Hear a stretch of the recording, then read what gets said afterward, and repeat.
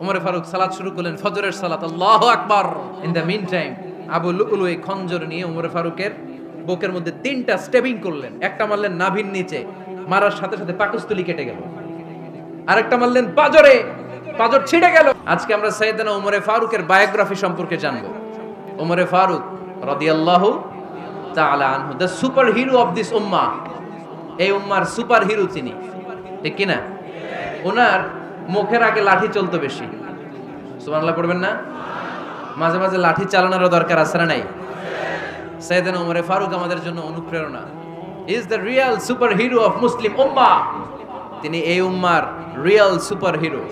এজন্য ওনার জীবনী থেকে আমরা কিছু শিক্ষা নেওয়ার চেষ্টা করব ইনশাআল্লাহ। পড়েন সাইয়েদনা ওমরে ফারুক কিভাবে ইসলাম ধর্ম গ্রহণ করলেন, কিভাবে বিশ্বনবীর প্রাণের কলিজার টুকরা হলেন, এটা দিয়ে আমরা শুরু করি।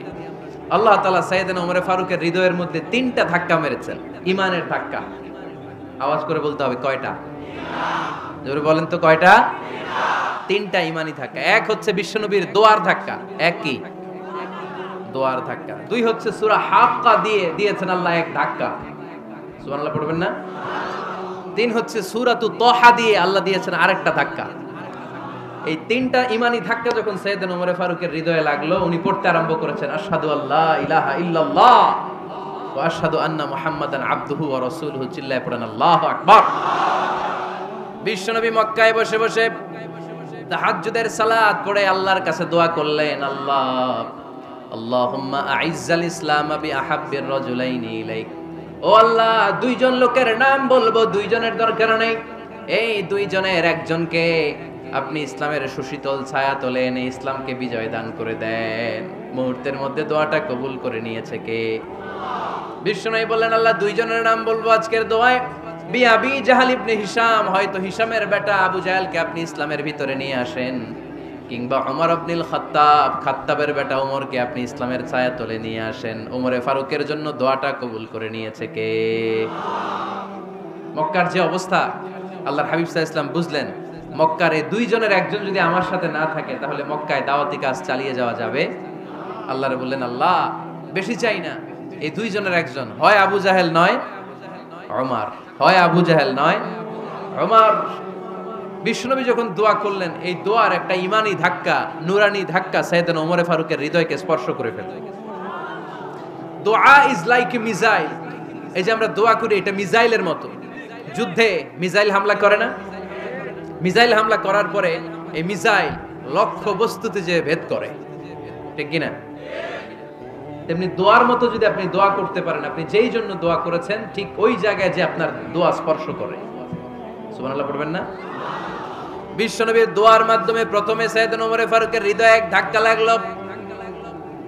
2 নম্বরে রব্বুল আলামিন সূরাতুল হাক্কা দিয়ে ওমরে ফারুকের হৃদয়ের মধ্যে দিলেন এক ধাক্কা। পড়েন আল্লাহু আকবার। কোরআনের ভেতরে সূরাতুল হাক্কা নামে একটা সূরা আছে না নাই? আল হাক্কাতু মাল হাক্কা ওয়া মা আদরাকা মাল হাক্কা। পড়েন আল্লাহু আকবার। বিশ্বনবী যখন দোয়া করলেন, ওই দোয়া যখন সাইয়েদনা ওমরে ফারুকের হৃদয়ে স্পর্শ করলো, সাইয়েদনা ওমরে ফারুক সব সময় বিশ্বনবীরে ফলো করতে আরম্ভ করলেন। বিশ্বনবী ডানে গেলে লুকিয়ে লুকিয়ে ওমর ফারুক ডানে যায়, বিশ্বনবী বায়ে গেলে লুকিয়ে লুকিয়ে ওমরে ফারুক বায়ে যায়। বিশ্বনবী একবার মসজিদুল হারামে যে নামাজ পড়তে শুরু করলেন, ওমরে ফারুক তখন বিশ্বনবীর পিছু পিছু ছদ্মবেশে পেছন থেকে যে বিশ্বনবী কিভাবে নামাজ পড়ে দেখতে শুরু করলেন। বিশ্বনবী ইন দা মিন টাইম এশার নামাজে আল হাক্কাতু মাল হাক্কা তেলাওয়াত শুরু করে দিলেন। আল হাক্কাতু মাল হাক্কা তেলাওয়াত শুরু করে দিলেন। তেলাওয়াত করতে করতে বিশ্বনবী যখন তেলাওয়াত করতেছে, ওমরে ফারুক এরকম দুলতেছে আর মজা পাচ্ছে। ও মিয়া, বিশ্বনবীর কণ্ঠ বুঝি আমার মতো কণ্ঠ, আপনার মতো কণ্ঠ, আহমদ বিন ইউসুফের কণ্ঠ, আব্দুল বাসিতের কণ্ঠ না? বিশ্বনবীর গলায় যে কি সুরের ঝংকার আল্লাহ দিয়েছেন, কি সুরের লহরী আল্লাহ দিয়েছেন, একবার যে শুনতো পাগল হয়ে যেত। আল্লাহু আকবার। বিশ্বনবী সূরা হাক্কা মন্ত্রমুগ্ধ তেলাওয়াতে, মন্ত্রমুগ্ধ সুর দিয়ে, মন্ত্রমুগ্ধ কণ্ঠ দিয়ে তেলাওয়াত করতে লাগলেন। এশার সালাতে ওমরে ফারুক দুলতে লাগলেন। ওমরে ফারুক যত শুনেন অবাক হয়ে যায়, যত শুনেন অবাক হয়ে যায়, যতই শুনে অবাক, কিরে কারণ তিনি আরবি ভাষা বুঝতেন। এত সুন্দর শব্দের গাঁথনি, এত প্রাঞ্জল বর্ণনা, এত সুন্দর অন্তমিল, এটা কবিতা না হয়ে পারে না। উনি মনে মনে ভাবলেন এটা মনে হয় কবিতা, it might be poem, it could be poem. Muhammad মনে হয় কবি হয়ে গেছে, তার কাব্য প্রতিভা দিয়ে সে এটা বানিয়েছে। তা না হলে এত সুন্দর কথা এটা কবিতা না হয়ে পারে। ইন দ্য মিন টাইম বিশ্বনবী কিন্তু দেখতেছে না যে পেছনে ওমর। বিশ্বনবী তেলাওয়াত করছিলেন, ইন দ্য মিন টাইম বিশ্বনবী পড়ছিলেন ওমা হুয়া বিকাউলি শাইরিন কলিলাম মা তুমিনুন। এই আয়াতের অর্থ হলো এটা কোনো কবির কথা নয়, খুব অল্প সংখ্যক লোকই তোমরা ঈমান আনো। সুবহানাল্লাহ পড়ে। এটাকে বলে কোইনসিডেন্ট। কোইনসিডেন্ট হুট করে অনেক সময় মিলে যায়, যায় কি যায় না? আপনি একজনের কথা ভাবতেছেন বাজারে গেলেন, বাজারে যেই দেখেন ওই লোকটা দাঁড়ায় আছে, এরকম হয় কি হয় না? কোইনসিডেন্ট। ওমরে ফারুক মনে মনে যেটা ভাবতেছে ওই কথা দিয়ে এই বিশ্বনবী তেলাওয়াত করতেছে, আল্লাহু আকবার। বিশ্বনবী যে আয়াত তেলাওয়াত করছিলেন, আয়াতের অর্থ হলো এটা কোনো কবির বানানো কবিতা না, খুব অল্প সংখ্যক লোকই তোমরা ঈমান আনো। ওমরে ফারুক আটকে উঠলেন, থমকে দাঁড়ালেন। ঘটনা কি? আমি মনে মনে ভাবলাম কি রে, এত সুন্দর কথা, এটা তো মানুষের কথা হতে পারে না, এটা নিশ্চয়ই কবিতা, কবির কথা। কিন্তু মুহাম্মদ এখন আবার পড়তেছে ওমা হুয়া বিকাউলি শাইর, এটা কোনো শায়েরের কবির কথা নয়। কলিলাম মা তুমিনুন, অল্পই তোমরা ঈমান আনো। তার মানে আমার মনে যা চলে মুহাম্মদ এটা টের পায়। মুহাম্মদ গণক। নাউজুবিল্লাহ পড়বেন না? মুহাম্মদ অনেক বড় মাপের একজন গণক। মানুষের হৃদয়ে কি চলে, মনে মনে কি ভাবে, মুহাম্মদ না দেখেও বলে দিতে পারে। ইন দা মিন টাইম বিশ্বনবী পরের আয়াতে পড়লেন ওয়ালা বিকাউলি কাহিনিন কলিলাম মা তাযাক্কারুন। এই আয়াতের অর্থ হলো এটা কোনো গণকের বানানো গণনা নয়, খুব অল্প সংখ্যক লোকই তোমরা উপদেশ হিসেবে এটাকে মানো। সুবহানাল্লাহ পড়েন। এবার আর ওমরে ফারুকের সহ্য হয় না, কি আজীব তামাশা। প্রথমে মনে করলাম কবিতা, মোহাম্মদ কয় কবি না, সে কবি না, এটা কবিতা না। তারপর ভাবলাম সে গণক, সে আয়াত পরে পরে বলে দিল এটা গণনা নয়, তাহলে এটা কি? এটা কি কবিতাও না, গণনাও না, তাহলে এটা কি? বিশ্বনবী তখন পড়লেন তানজিলুম মির রাব্বিল আলামিন। সুবহানাল্লাহ পড়েন। পরের আয়াত ছিল তানজিলুম মির রাব্বিল আলামিন। এটা দুনিয়ার কোনো কবির বানানো কবিতা না, এটা কোনো গণকের গণনা না, এটা কোনো সাহিত্যিকের বানানো সাহিত্য নয়, এটা মহাবিশ্বের পরিচালক রব্বুল আলামিনের কাছ থেকে পাঠানো কিতাব কোরআন। সূরা হাক্কার ধাক্কায় ওমরে ফারুক কাইত।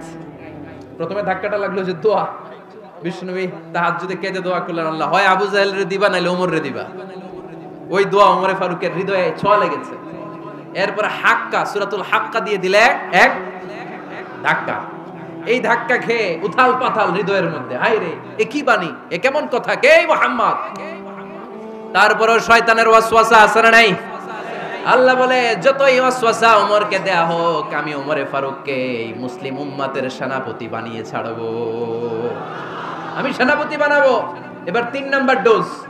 ডাক্তারের কাছে গেলে প্রথমে দেখবেন সিম্পল ডোজ দেয়, নরমাল ওষুধ, এটাতে কাজ না হলে ডোজ বাড়ায়, একেবারে কাজ না হলে অ্যান্টিবায়োটিক মারে, আছে না নাই? আল্লাহ প্রথমে দোয়ার ছোঁয়া লাগালেন, তারপর সূরা হাক্কা দিয়ে ধাক্কা মারলেন। এরপরে রব্বুল আলামিন বলেন এবার 3 নাম্বার ডোজ, সূরা তহা দিয়ে আমি তোমার হৃদয়টারে উজালা বানায় দেব রে ওমর। শয়তান দিক দিয়ে ওয়াসওয়াসা, খেলা দুই দিক থেকে চলতেছে। আল্লাহ তাআলা হেদায়েতের রাস্তায় টানছে, শয়তান জাহান্নামের দিকে টানছে। ঘোষণা দেয়া হলো মক্কায়, মুহাম্মদের মাথা কেটে এনে দিলে এত এত স্বর্ণ মুদ্রা দেয়া হবে। ওমরে ফারুক রাজি হয়ে গেলেন, নাঙ্গা তলোয়ার নিয়ে বিশ্বনবীর মাথা কাটার জন্য ছুটলেন। নাউজুবিল্লাহ পড়বেন না? বনু জাহরা গোত্রের এক লোক বলে, আইনা ইয়া ওমর, কই যাও? মুহাম্মদের মাথা কাটতে যাই। আরে মুহাম্মদের মাথা কাটতে যাও, তোমার বোন ফাতিমা বিনতে খাত্তাব আর তোমার বোন জামাই সাঈদ কদ সাবা, এরা তো ধর্ম ত্যাগ করে ফেলছে, এটা তো আমাদের ধর্ম ত্যাগ করে মুহাম্মদের ফলোয়ার হয়ে গেছে। আগে ওমর ঘর সামলাও, পরে মুহাম্মদের মাথা কাটতে যেও। ওমরে ফারুক অবাক হয়ে গেলেন, তলোয়ার নিয়ে বিশ্বনবীর দিকে না যেয়ে নিজের বাড়ির দিকে চলে গেলেন। বিশ্বনবীর আপন বোন ফাতিমা বিনতে খাত্তাব, বোন জামাই সাঈদ আর খাব্বাব রাদিয়াল্লাহু তাআলা আনহু, তিনজন মিলে সূরা তহা তেলাওয়াত করছিলেন। পড়েন সুবহানাল্লাহ। মক্কায় লুকিয়ে লুকিয়ে দাওয়াত হতো। খাব্বাব রাদিয়াল্লাহু তাআলা আনহু একটা চামড়ার ফলকের মধ্যে সূরা তহার কয়েকটা আয়াত এনে ওমরে ফারুকের বোন আর বোন জামাইকে শিক্ষা দিচ্ছে, ট্রেনিং দিচ্ছে। সুবহানাল্লাহ পড়েন। লুকিয়ে লুকিয়ে ওমরে ফারুক যখন ঘরে চলে আসলেন, এরা তটস্থ হয়ে গেল। সাইয়েদনা খাব্বাব বিছানার তলায় লুকিয়ে গেলেন। ওমরে ফারুক বললেন, দরজা খোলো। ফাতেমা বিনতে খাত্তাব দরজা খোলার পরে নির্মম ভাবে সাইয়েদনা ওমর রাদিয়াল্লাহু তাআলা আনহু বোনের গায়ে আঘাত শুরু করে দিল। বোন জামাইকে আহত করতে শুরু করলো আর বলতে শুরু করলো, তোরা পাগল হলি কেন? কি আছে ওই মুহাম্মাদের মধ্যে? কি জাদু নিয়ে সে এসেছে? সে যাই বলে লোকজন পাগল হয়ে যায়, সবাই তার উপর কালিমা পড়ে ঈমান এনে ফেলে। কি এমন জিনিস তোদের কাছে আছে যেটা দেখে মুহাম্মদকে তোরা ভালোবাসলি? কি আছে? কি পড়তেছিলি আমারে দেখা।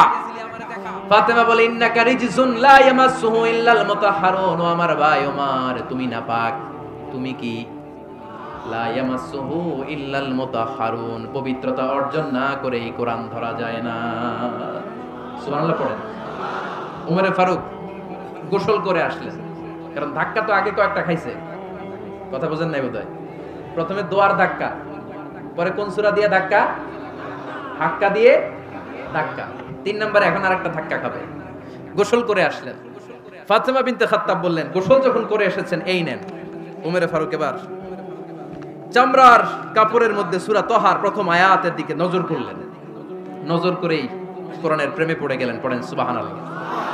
ওমরে ফারুক পড়তে আরম্ভ করলেন, তহা মা আনজালনা আলাইকাল কুরআনা লিতাশকা ইল্লা তাযকিরাতাল লিমান ইয়াখশা তানজিলাম মিম্মান খালাকাল আরদা ওয়াস সামাওয়াতিল উলা।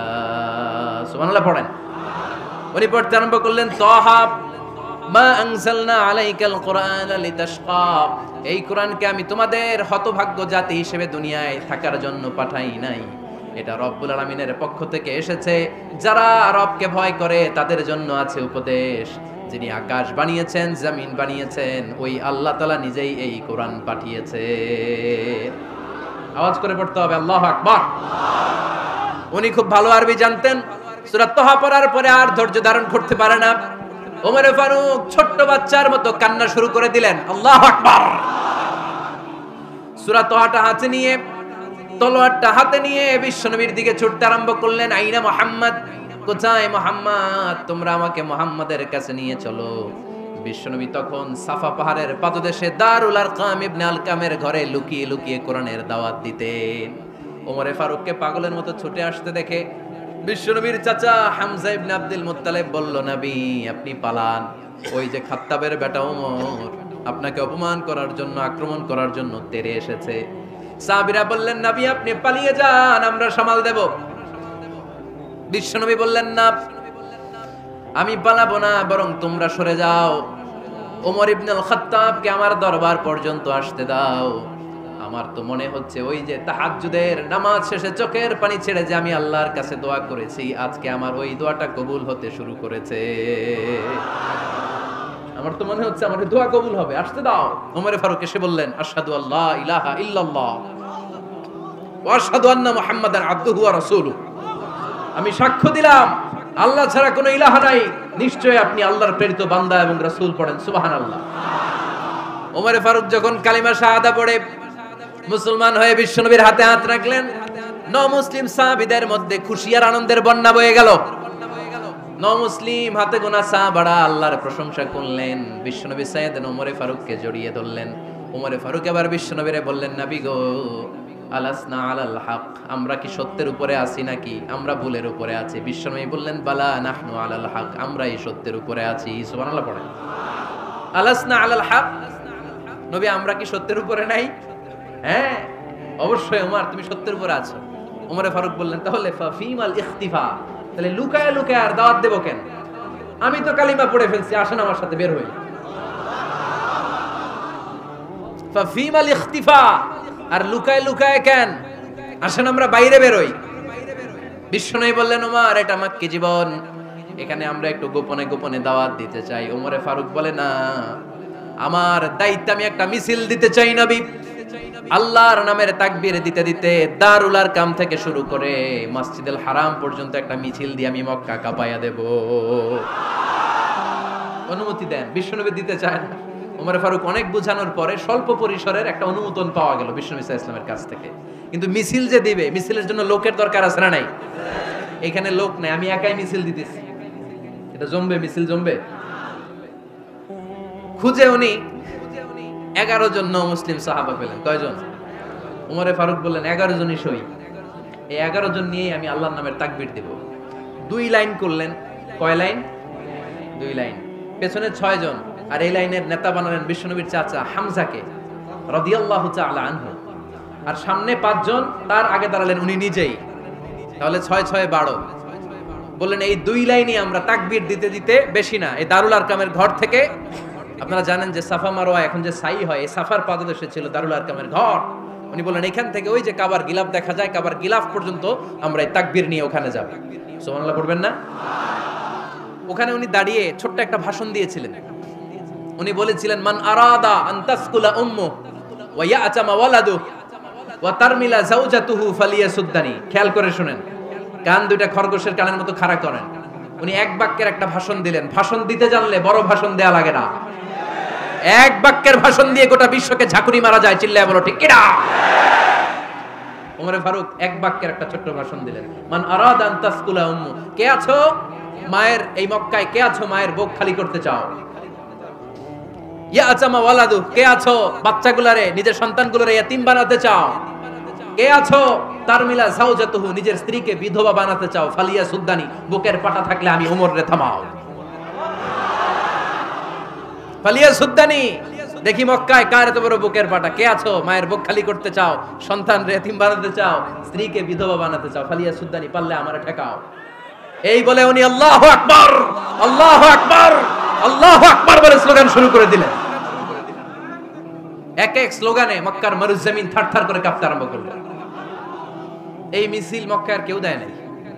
মিছিলের আওয়াজ শুনে আবু জাহেল বাইরিস, উতবা বাইরিস, শাইবা, ওয়ালিদ ইবনে মুগিরা সব বের হইছে। কিরে, আমার এলাকায় এত বড় স্লোগান, কার এত সাহস? বের হয়ে দেখে মিছিলের সামনে ওমর। ওমর রে দেখে দিছে এক দৌড়। কারণ ওমরে ফারুককে থামানোর মতো বাপের বেটা মক্কায় দ্বিতীয়টা কেউ ছিল না। আওয়াজ করে বলেন ঠিক কিনা? ওমরে ফারুক আল্লাহু আকবার, আল্লাহু আকবার বলে স্লোগান দিতে দিতে মসজিদুল হারামের ভেতরে ঢুকে গেল। কাবার গিলাফ ধরার পরে সেদিন মিছিল থেমেছে। ওই আল্লাহর নামের স্লোগান সেদিন কেউ থামাতে পারে নাই, কিয়ামত পর্যন্ত কেউ থামাতে পারবে না। চিল্লায় বলো ঠিক কিনা?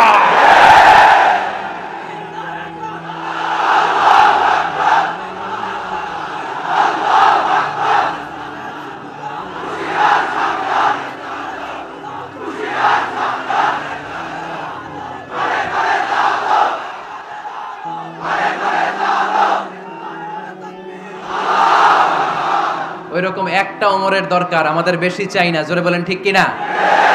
দাও খোদা দাও আমায় আবার ওমর দারাজ দিল, দাও খোদা দাও আমায় আবার ওমর দারাজ দিল, দাও আলীর মতো বীর সেনানি, আলীর মতো বীর সেনানি জাগাতে নিখিল,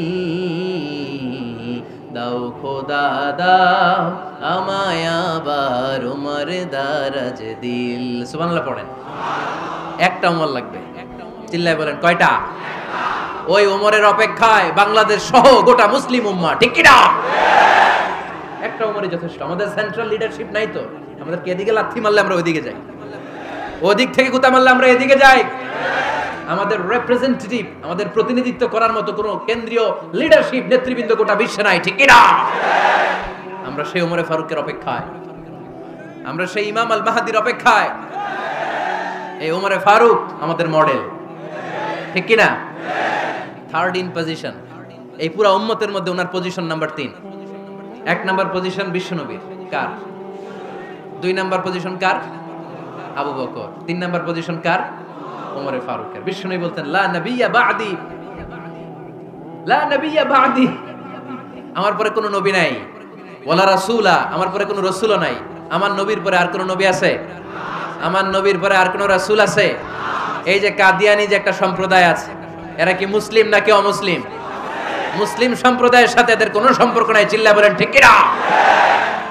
এরা যদি মুসলমান হতে চায়, আমার নবী দ্য লাস্ট মেসেঞ্জার বিশ্ব নবীকে খাতামুন নবী হিসেবে সংবাদ সম্মেলন করে গোটা বিশ্বকে জানাই দিতে হবে, তারপরে তাদেরকে আমরা মুসলিম হিসেবে স্বীকৃতি দিব। চিল্লায় বলেন ঠিক কিনা?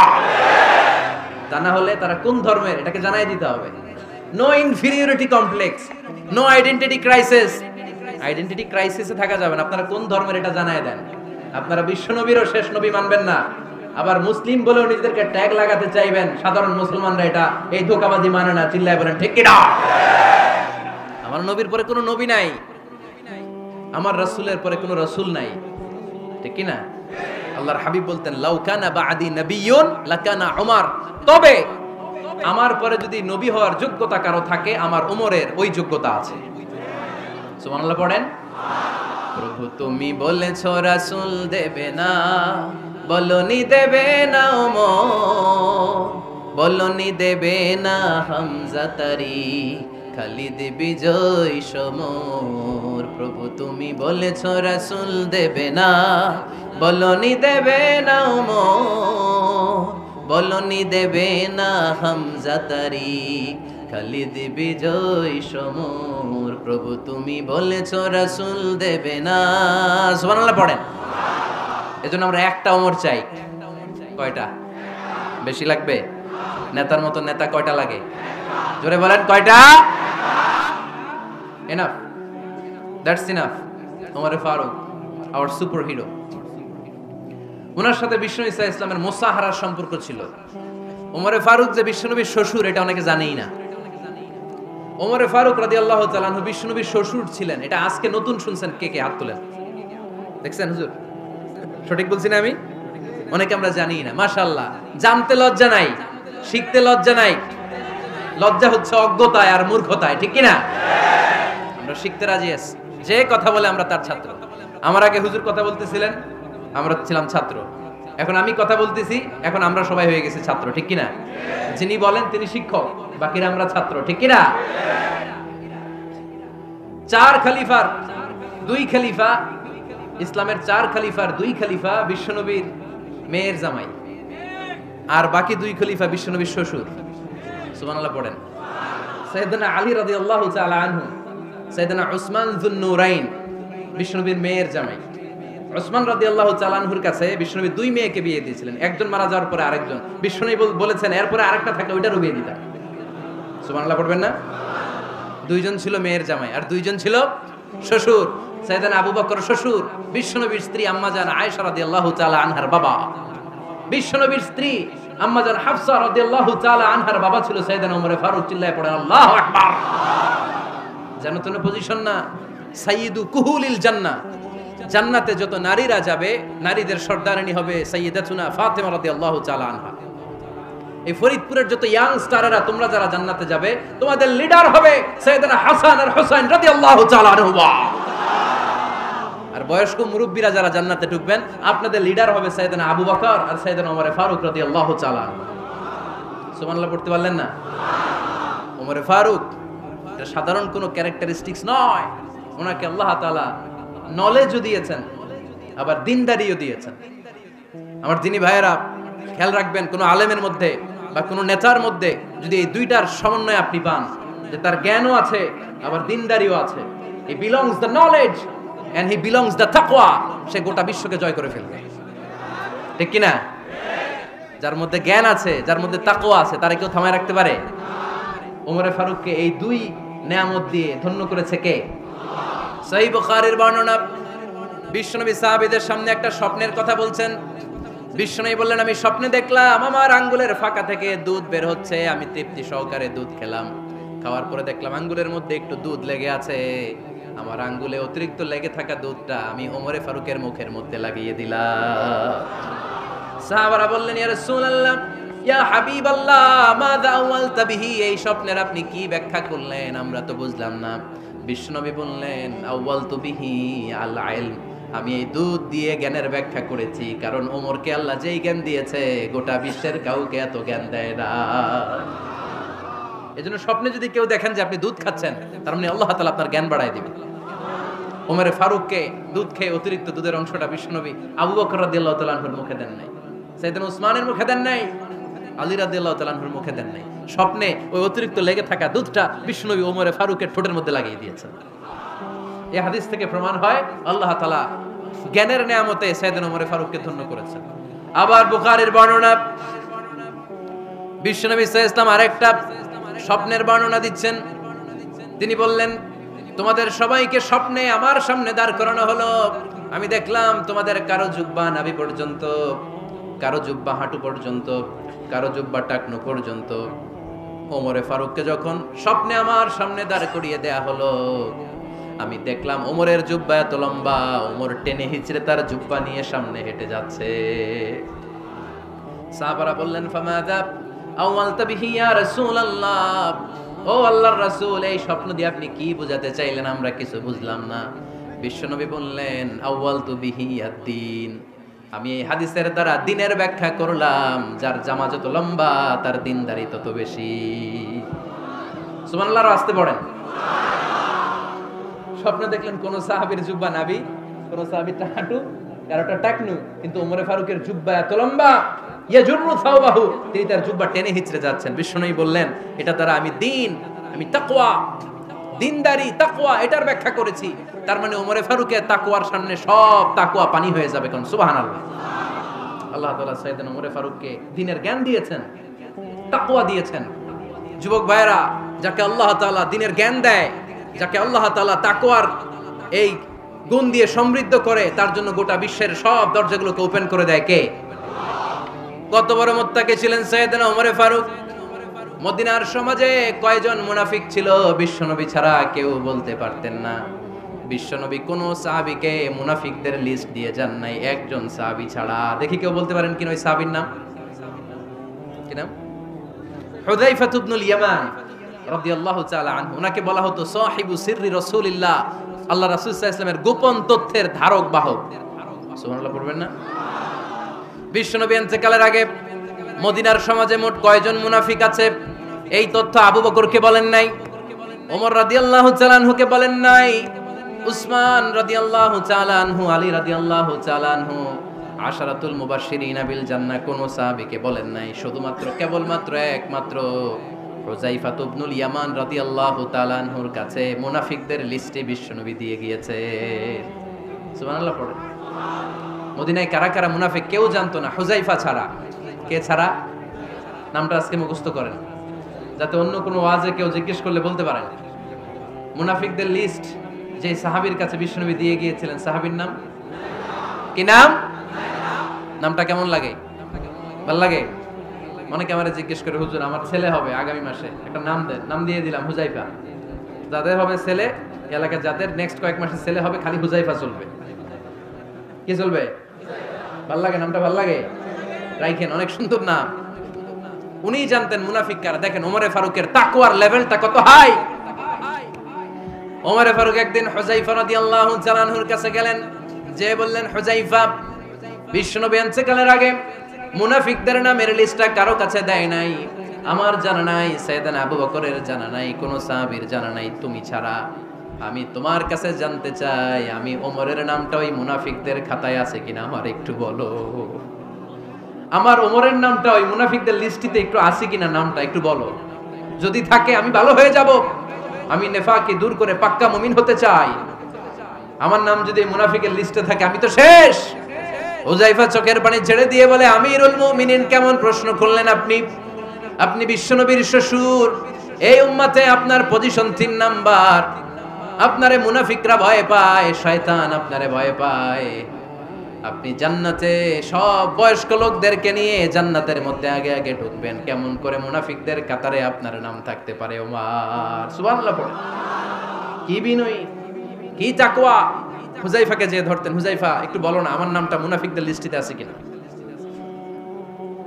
ওমরে ফারুকের যদি এই টেনশন থাকে যে আমি মুনাফিক হয়ে গেলাম কিনা, আমাদের এই টেনশন থাকার দরকার আছে না নাই? হ্যাঁ, এজন্য সব সময় আল্লাহর কাছে দোয়া করতে হবে, আল্লাহ তুমি নেফাকি থেকে আমাদেরকে বাঁচাও। আরো জোরে পড়েন আমিন। ওমর ফারুক রাদিয়াল্লাহু তাআলা আনহু আমাদের সুপার হিরো, আমাদের সবাই বলেন আমাদের। উনি কত বড় সুপার হিরো শুনেন। উনি জুমার খুতবা দিচ্ছেন। কি দিচ্ছেন? মসজিদে নববীতে খুতবার মাঝখানে হঠাৎ বললেন, ইয়া সারিয়াতাল জাবাল, ইয়া সারিয়াত ইবনে জানিমিল জাবাল।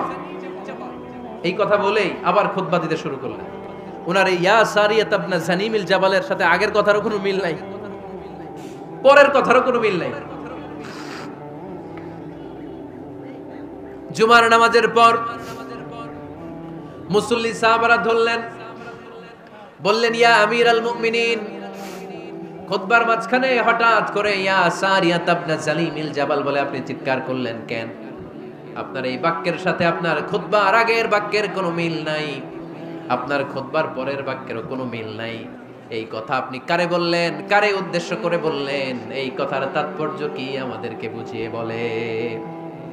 ওমরে ফারুক বললেন, আমি যখন খুতবা দিচ্ছি আমি দেখতে পেলাম ওই যে কয়েক মাস আগে আমি আমার মুসলিম সেনাবাহিনী পারস্যে আক্রমণের জন্য পাঠিয়েছি, বর্তমান ইরানের ওই বিশাল এলাকাতে পারস্যে আমি আমার ব্যাটালিয়ন পাঠিয়েছি। আমি হঠাৎ করে দেখতে পেলাম আমার মুসলিম বাহিনীর সেনাপতি যুদ্ধের এক পর্যায়ে তার ডানে আছে উপত্যকা, বায়ে আছে পাহাড়, সে পাহাড়ি রাস্তা ছেড়ে দিয়ে উপত্যকার দিকে যেতে শুরু করেছে। আমি দেখতে পেলাম আমার মুসলিম বাহিনী যদি উপত্যকার দিকে ছুটে বেড়ায়, কাফির মুশরিকরা আমার মুসলিম বাহিনীকে কচুকাটা করে ফেলবে। তাই আমি এখান থেকে তাদেরকে কমান্ড দিয়ে বলেছি, ইয়া সারিয়াতাল জাবাল, উপত্যকার দিকে নয় পাহাড়ের দিকে যাও, তাহলেই তোমাদের বিজয় নিশ্চিত হয়ে যাবে। উপত্যকার দিকে যেও না, ইলাল জাবাল, ইলা সারিয়াতিল জাবাল, পাহাড়ের দিকে ছোট। সাহাবারা অবাক, ঘটনা কি? উনি বসে আছেন মদিনায় মসজিদে নববীর মিম্বারে দাঁড়িয়ে, উনি যদি ইয়া সারিয়াতাল জাবাল বলে, এটা কি ইরানে যাবে নাকি? ও মিয়া, তখনকার সময়ে বর্তমানের মতো মোবাইল ছিল নাকি, ইন্টারনেট ছিল নাকি, কিছু ছিল? খালি মুখে আমি যদি বলি ইয়া সারিয়াতাল জাবাল, এটা ইরানে যাবে, ইন্ডিয়া যাবে, ঢাকায় তো যাবে না, ফরিদপুর শহরেই তো বসবে না, ঠিক কি না? কিন্তু এটা আমিরুল মুমিনিন বিশ্বাসী সাহাবারা বিশ্বাস করে নিল। কিছু মুনাফিক ছিল, এরা কয় না ঝামেলাস, এটা তো সম্ভব না। এক কাজ করি, এই সেনাপতি যখন বিজয়ী বেশে মদিনায় ফিরে আসবে আর আমরা ধরবো। এরা দিন গুনতে লাগলো, এই সেনাপতি মুসলিম বাহিনী নিয়ে পারস্য জয় করে কবে ফিরে আসবে।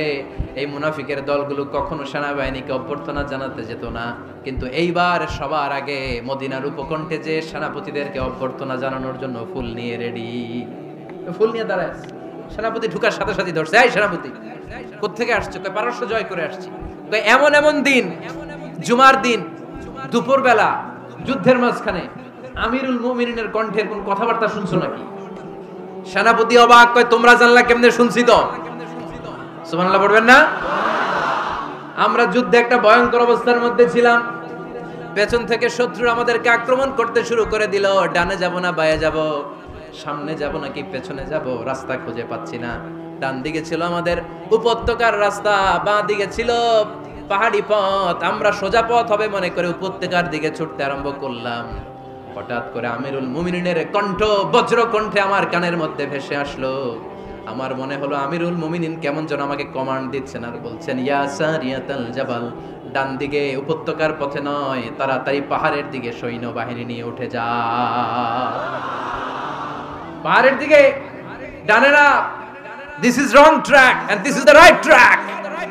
ওই দিন যদি ওমরে ফারুকের ওই গাইডলাইন, আমিরুল মুমিনিনের কমান্ড যদি আমি না শুনতাম, আজকে বিজয়ের বেশে ফিরতেও পারতাম না, আমাদের চেহারাও তোমরা দেখতে পেতে না। ওমরে ফারুকের ওই কমান্ড, ওই গাইডলাইন অদৃশ্য থেকে শোনার কারণে ওই পারস্যের মধ্যে আমাদেরকে সেই যুদ্ধে বিজয় দান করেছে কে? দিস ইজ ওমরে ফারুক, দিস ইজ ওমরে ফারুক।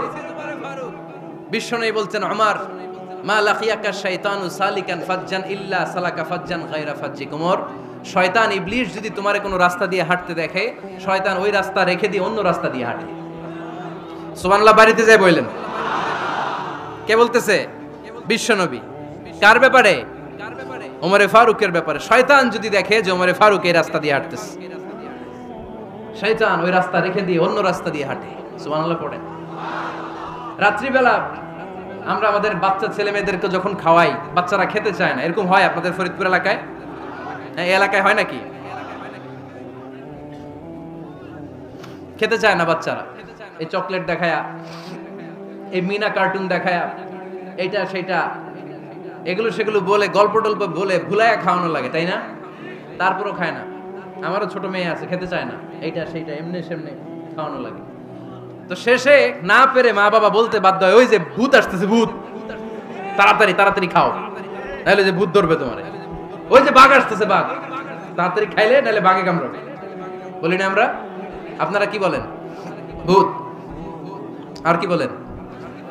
হ্যাঁ হ্যাঁ, আচ্ছা, এক এক জায়গায় এক একটা আমরা বলি, ভূত আসবে, বাঘ খাবে, ভাল্লুক খাবে, তাড়াতাড়ি খাও। মদিনাতে যখন ওমরে ফারুক আমিরুল মুমিনিন, মদিনার মায়েরাও বাচ্চাদেরকে খাওয়াতে পারতো না, ছোট্ট মেয়েদেরকে খাওয়াতে পারতো না, খাওয়া নিয়ে যন্ত্রণা করতো। বাচ্চারা যখন মদিনায় খেতে চাইতো না রাত্রি বেলায়, মদিনার মায়েরা বলতো তাড়াতাড়ি খাও, হা হুয়া ইয়াতি উমর, হা হুয়া ইয়াতি উমর, তাড়াতাড়ি খা, নাইলে ওই যে ওমর আসতেছে, Omar. This is our superhero সাইয়েদনা ওমর ফারুক রাদিয়াল্লাহু তাআলা। শুধু শয়তানি ভয় পেত না, মুনাফিকরাও ভয় পেত, জমের মতো ভয়। শুধু তাই না, আমাদের আম্মাজান বিষ্ণু ইসা ইসলামের স্ত্রীরাও ওমর ফারুককে ভয় পেতেন। সুবহানাল্লাহ কবেন না? মাঝে মাঝে বিষ্ণু ইসা ইসলামের সাথে আম্মাজান আয়েশার ঝগড়া হতো, হতো না? আপনাদের ফ্যামিলিতে ঝগড়া হয়? হয় না? হয় না? কার কার দেখি? ওরে আল্লাহ, অনেক আল্লাহর ওলি আছে তো এই জায়গায়, ঝগড়া হয় না? কি কথা কয়, ঝগড়া হয় না বলে? বিশ্বনবীর ফ্যামিলিতে ঝগড়া হয়, আপনার ফ্যামিলিতে হয় না? মিষ্টি ঝগড়া। আর ও বিয়েই করে নাই,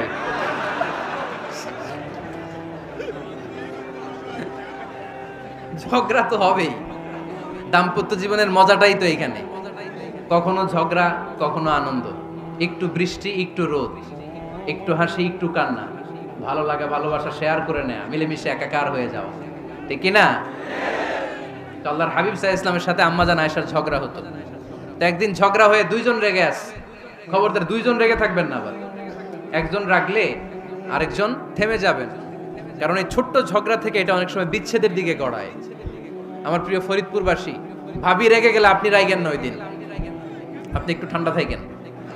আবার আপনি রেগে গেলে, আমার মাইকের আওয়াজ যদি ভাবিরা শুনেন, আপনারা রেগে যায় না, একটু ঠান্ডা থাকবেন। দুইজনে রেগে গেলে তো তৃতীয় বিশ্বযুদ্ধ শুরু হবে, তাই না? একজন রেগে গেলে আরেকজন ঠান্ডা, কারণ এই সামান্য ঝগড়া থেকে ইগোর কারণে এটা বিচ্ছেদ আর ডিভোর্স পর্যন্ত গড়ায়। আর শয়তান এখানে উস্কানি দেয়, কারণ ইমানদারদের ফ্যামিলি ভাঙতে পারলে শয়তান সবচেয়ে বড় খুশি হয়, আর ইমানদারদের ফ্যামিলি টিকে থাকলে খুশি হয়ে যায় কে? আম্মাজান আয়েশা রাদিয়াল্লাহু তাআলা আনহার সাথে বিষ্ণু ইসা ইসলামের ঝগড়া হতো মাঝে মাঝে। একবার ঝগড়া হলো, বিষ্ণু ইসা ইসলামও রাগ, আম্মাজান আয়েশাও রাগ। তো বিষ্ণুই বললেন, আয়েশা, ঝগড়া করে আর কতক্ষণ থাকবো, আসো মিটমাট করি। আয়েশা রাদিয়াল্লাহু বললেন, ঠিক আছে, মিটমাট করব। তো বিষ্ণু ইসা ইসলাম বললেন, মিটমাটের জন্য কারে ডাকবো? ওমরে ডাকি। কয় না, ওমরে না, ওমর গালিজ, ওমর অনেক রাগে, আমার ডর লাগে। কয় তাহলে তোমার আব্বারে ডাকি। কয় ডাকেন। কি খুশি, মেয়েদের মধ্যে অভ্যাসটা আছে না নাই? তাহলে তোমার আব্বারে ডাকি, ডাকেন। ডেকে নিয়ে আসা হলো। আবু বকর রাদিয়াল্লাহু তাআলা আনহু দাঁড়ালেন, আম্মাজান আয়েশা দাঁড়ালেন, বিশ্বনবীও দাঁড়ালেন। বিশ্বনবী বললেন, আয়েশা, তোমার আব্বা আসছে, এবার ঘটনা খুলে বলার পালা, তুমি বলবা নাকি আমি বলবো? আম্মাজান আয়েশা বললেন, আপনি বলেন, তবে ওয়ালা তাকুল ইল্লা হাক্কান, যেটা ঘটছে ওইটাই বললেন, মিথ্যা কথা কইেন না। আবু বকর রাদিয়াল্লাহু তাআলা আনহু রেগে মেগে আগুন, কি এই কথা তুমি কেমন করে বলো? বিশ্বনবীকে মিথ্যা কথা কখনো বলবে? রেগে মেগে দিলেন মেয়ের গালে এক চড়। বানিয়ে বলতেছি না, মুসনাদ আহমদ ইবনে হাম্বলের হাদিস। বাবার হাতের থাপ্পড়কে আম্মাজান আয়েশা উল্টে বললেন। সাইয়েদনা আবু বকর রাগে গড়গড় করছেন, আবার মারার জন্য তেড়ে গেলেন। এবার বাঁচার জন্য আম্মাজান আয়েশা বিশ্বনবীর পিছনে যে আশ্রয় নিলেন, বিশ্বনবী বাঁচানোর জন্য দুই হাত মেলে দাঁড়িয়ে গেলেন। পড়েন সুবহানাল্লাহ। বিশ্বনবী যখন দুই হাত মেলে দাঁড়িয়ে গেলেন, সাইয়েদনা আবু বকর রাদিয়াল্লাহু আনহু থেমে গেলেন। সাইয়েদনা আবু বকর রাদিয়াল্লাহু তাআলা আনহু ঘর থেকে বের হয়ে বারান্দায় দাঁড়ালেন। পড়েন সুবহানাল্লাহ। এবার বিশ্বনবী আম্মাজান আয়েশার কাছে যেয়ে বলেন, ইয়া আয়েশা, কাইফা রাআইতিনি আনকাসতুকি মিনার রাজুল, দেখছো কেমনে বাঁচাইলাম? আমি না থাকলে ভর্তা বানাই ফেলতো আজকে। আমি বাঁচাইছি তোমারে, আমি, আমার লগে ঝগড়া করো তুমি। লজ্জায় পড়ে আম্মাজান আয়েশা খিলখিল করে হেসে দিলেন, বিশ্বনবীও হেসে দিলেন। দুইজনের হাসির মধুর আওয়াজ শুনে সাইয়েদনা আবু বকর বাইরে থেকে অবাক, কিরে এতক্ষণ না ঝড়, তুফান এখন দেখি হাসি। সালাম দিয়ে অনুমতি নিয়ে ভিতরে ঢুকলেন, ঢুকে দেখেন আম্মা জান আয়েশাও হাসে, বিশ্বনবীও হাসে। এই হাসি দেখে আবু বকর রাদিয়াল্লাহু আনহু হেসে দিলেন, আরশের উপর থেকে খুশি হয়ে গেলেন কে?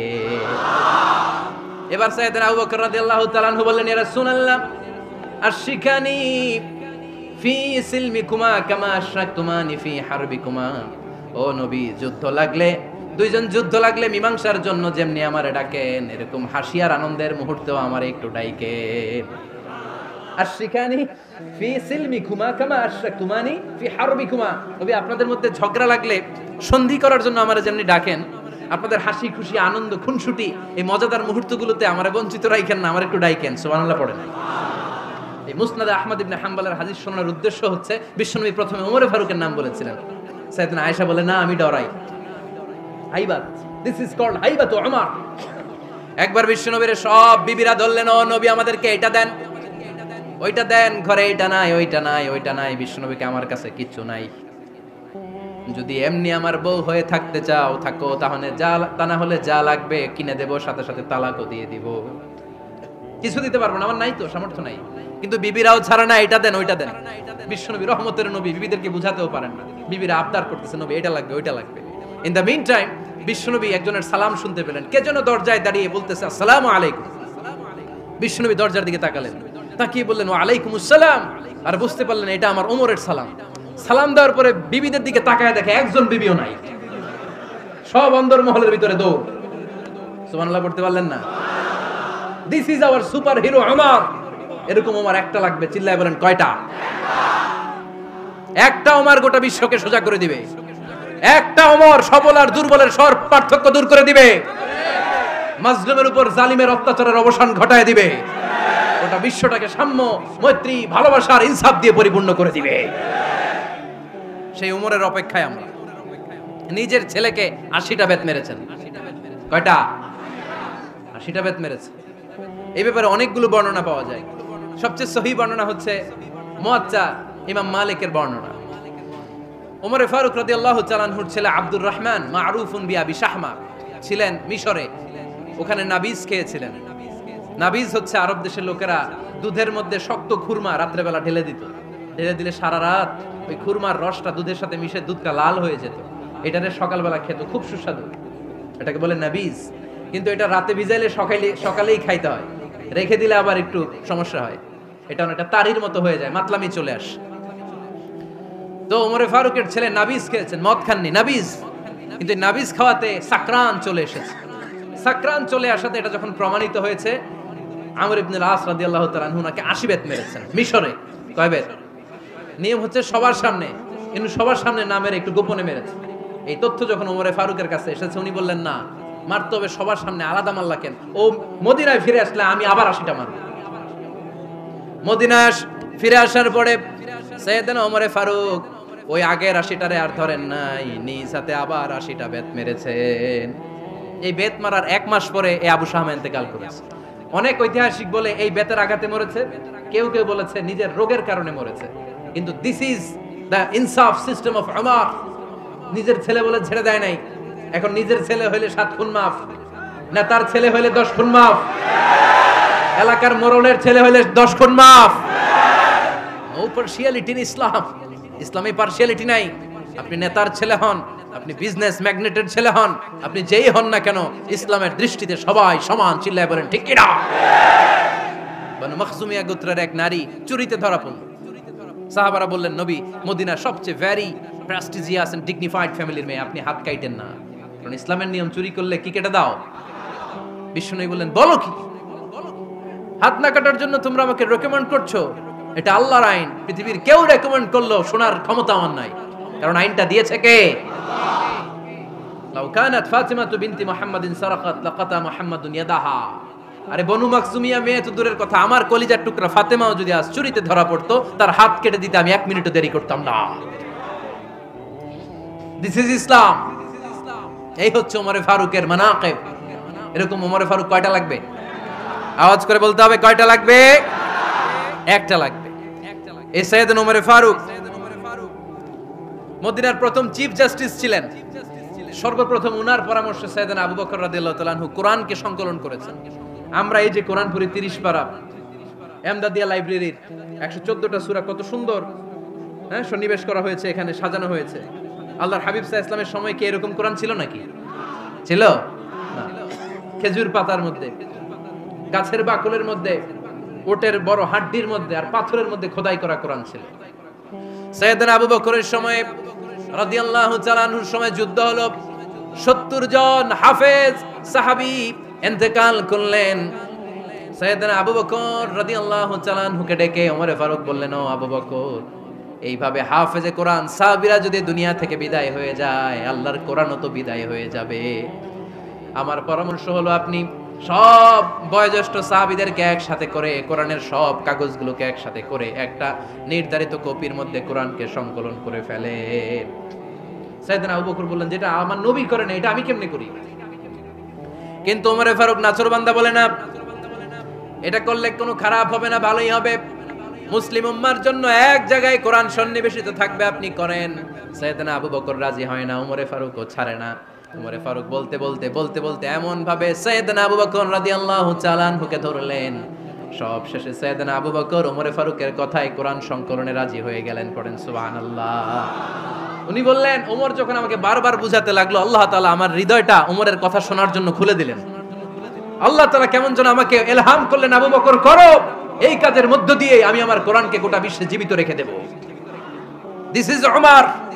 এই যে আমরা হিজরি সনের যে আমরা গণনা করি, এই হিজরি সনের প্রবর্তক হচ্ছে সাইয়েদনা ওমর ফারুক। সুবহানাল্লাহ নাই? আপনাদের মনোযোগ আছে না গেছে? কই ঘুমায় গেলেন মনে হয়? তাকবীর দেন তো একজন আওয়াজ করে।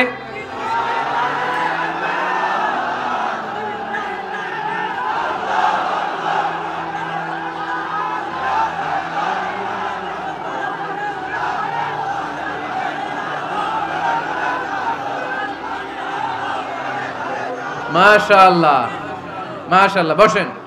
বসেন, এখনই শেষ করে দেব কিছু সময়ের মধ্যে। আমরা একসাথে বিদায় নেব ইনশাআল্লাহ। ওঠা বসা করবেন না, বসেন। সাইয়েদনা ওমর ফারুক এই হিজরি সনের গণনা শুরু করেছে। সাহাবারা বলল, আমিরুল মুমিনিন, খ্রিস্টানদের ঈসাই সন আছে, আমাদের মুসলমানদের কোনো সন নাই। আমাদের একটা সন থাকলে আমাদের জিজিয়া নিতে, আমাদের যাকাতের টাকা উত্তোলন করতে অনেক সুবিধা হবে। ওমর ফারুক বললেন, তাহলে কোন সালকে হিজরি, কোন সালকে মুসলিম সাল হিসেবে আমরা ঘোষণা দিতে পারি? একজন বলল, আমার নবী যেই সালে জন্মগ্রহণ করেছেন ওই সালে। ওমর ফারুক বললেন, না, আমার নবীর জন্ম আমাদের জন্য খুশির দিন, কিন্তু এটা আমাদের জন্য প্রেরণা নয়, প্রেরণা নবীর কাজে, ঠিক কিনা? আরো কিছু সাহাবারা বলল, তাহলে যেই সালে আমার নবী ইন্তেকাল করেছে ওইটারে প্রথম সাল ধরেন। ওমর ফারুক বললেন, না, যেদিন তিনি ইন্তেকাল করেছেন এটা আমাদের দুঃখের দিন, এটা আমাদের প্রেরণা নয়। আমাদের প্রেরণা হচ্ছে বিশ্বনবীর ত্যাগ, তিতিক্ষা আর কাজের মধ্য দিয়ে। জোরে কোন ঠিক কিনা? ওমর ফারুক বললেন, যেদিন বিশ্বনবী ইসলাম রক্ষায় নিজের মাতৃভূমি ছেড়ে মক্কা থেকে মদিনায় গিয়েছেন, ওই দিনটাকে হিজরি প্রথম দিন ধরে আমরা হিজরি সাল গণনা করে শুরু করে দেব। ওইটাই হচ্ছে হিজরি সন। সেখান থেকে হিজরি সনের প্রবর্তন করেছেন সাইয়েদনা ওমর ফারুক রাদিয়াল্লাহু তাআলা আনহু। এই যে স্টেট গভর্নমেন্ট, এই যে প্রিজন, জেলখানা, ক্যান্টনমেন্ট, সচিবালয়, গণভবন, বঙ্গভবন, মুক্তিযোদ্ধাদের ভাতা, রাষ্ট্রীয় ভাতা, এই সব নিয়ম কানুন সাইয়েদনা ওমর ফারুক তার রাষ্ট্রীয় আমলে তিনি নিজে করেছেন। চিল্লায় পড়েন আল্লাহু আকবার। মুসলমানদের আলাদা কারেন্সি, নিজস্ব মুদ্রা ব্যবস্থা নিজে চালু করেছেন। সৈনিকদের মধ্যে যারা বিবাহিত, প্রতি 6 মাস অন্তর অন্তর 1 মাসের ছুটি কাটাতে তারা ফিরে আসবে, সাইয়েদনা ওমর ফারুক চালু করেছেন। চিল্লায় আওয়াজ করে পড়েন আল্লাহু আকবার। এই যে আমরা 20 রাকাত সালাতুত তারাবি পড়ি রমাদানে, করেন না আপনারা? এটা সাইয়েদনা ওমর ফারুক চালু করেছে। সুবহানাল্লাহ পড়তে পারলেন না? কোরআনে মোট 22টা আয়াত আছে যেখানে সাহাবারা ইনডিসিশনে ভুগছিলেন। বিশ্বনবীর মত একটা, ওমর ফারুকের মত আর একটা। এই 22 জায়গায় আল্লাহ তাআলা বিশ্বনবীর মতের পক্ষে আয়াত নাজিল না করে ওমর ফারুকের মতের পক্ষে কোরআনের আয়াত নাজিল করেছেন। আওয়াজ করে পড়েন আল্লাহু আকবার। এদিকে উঠলেন কেন আপনারা? যারা উঠছেন আমার দিকে তাকান।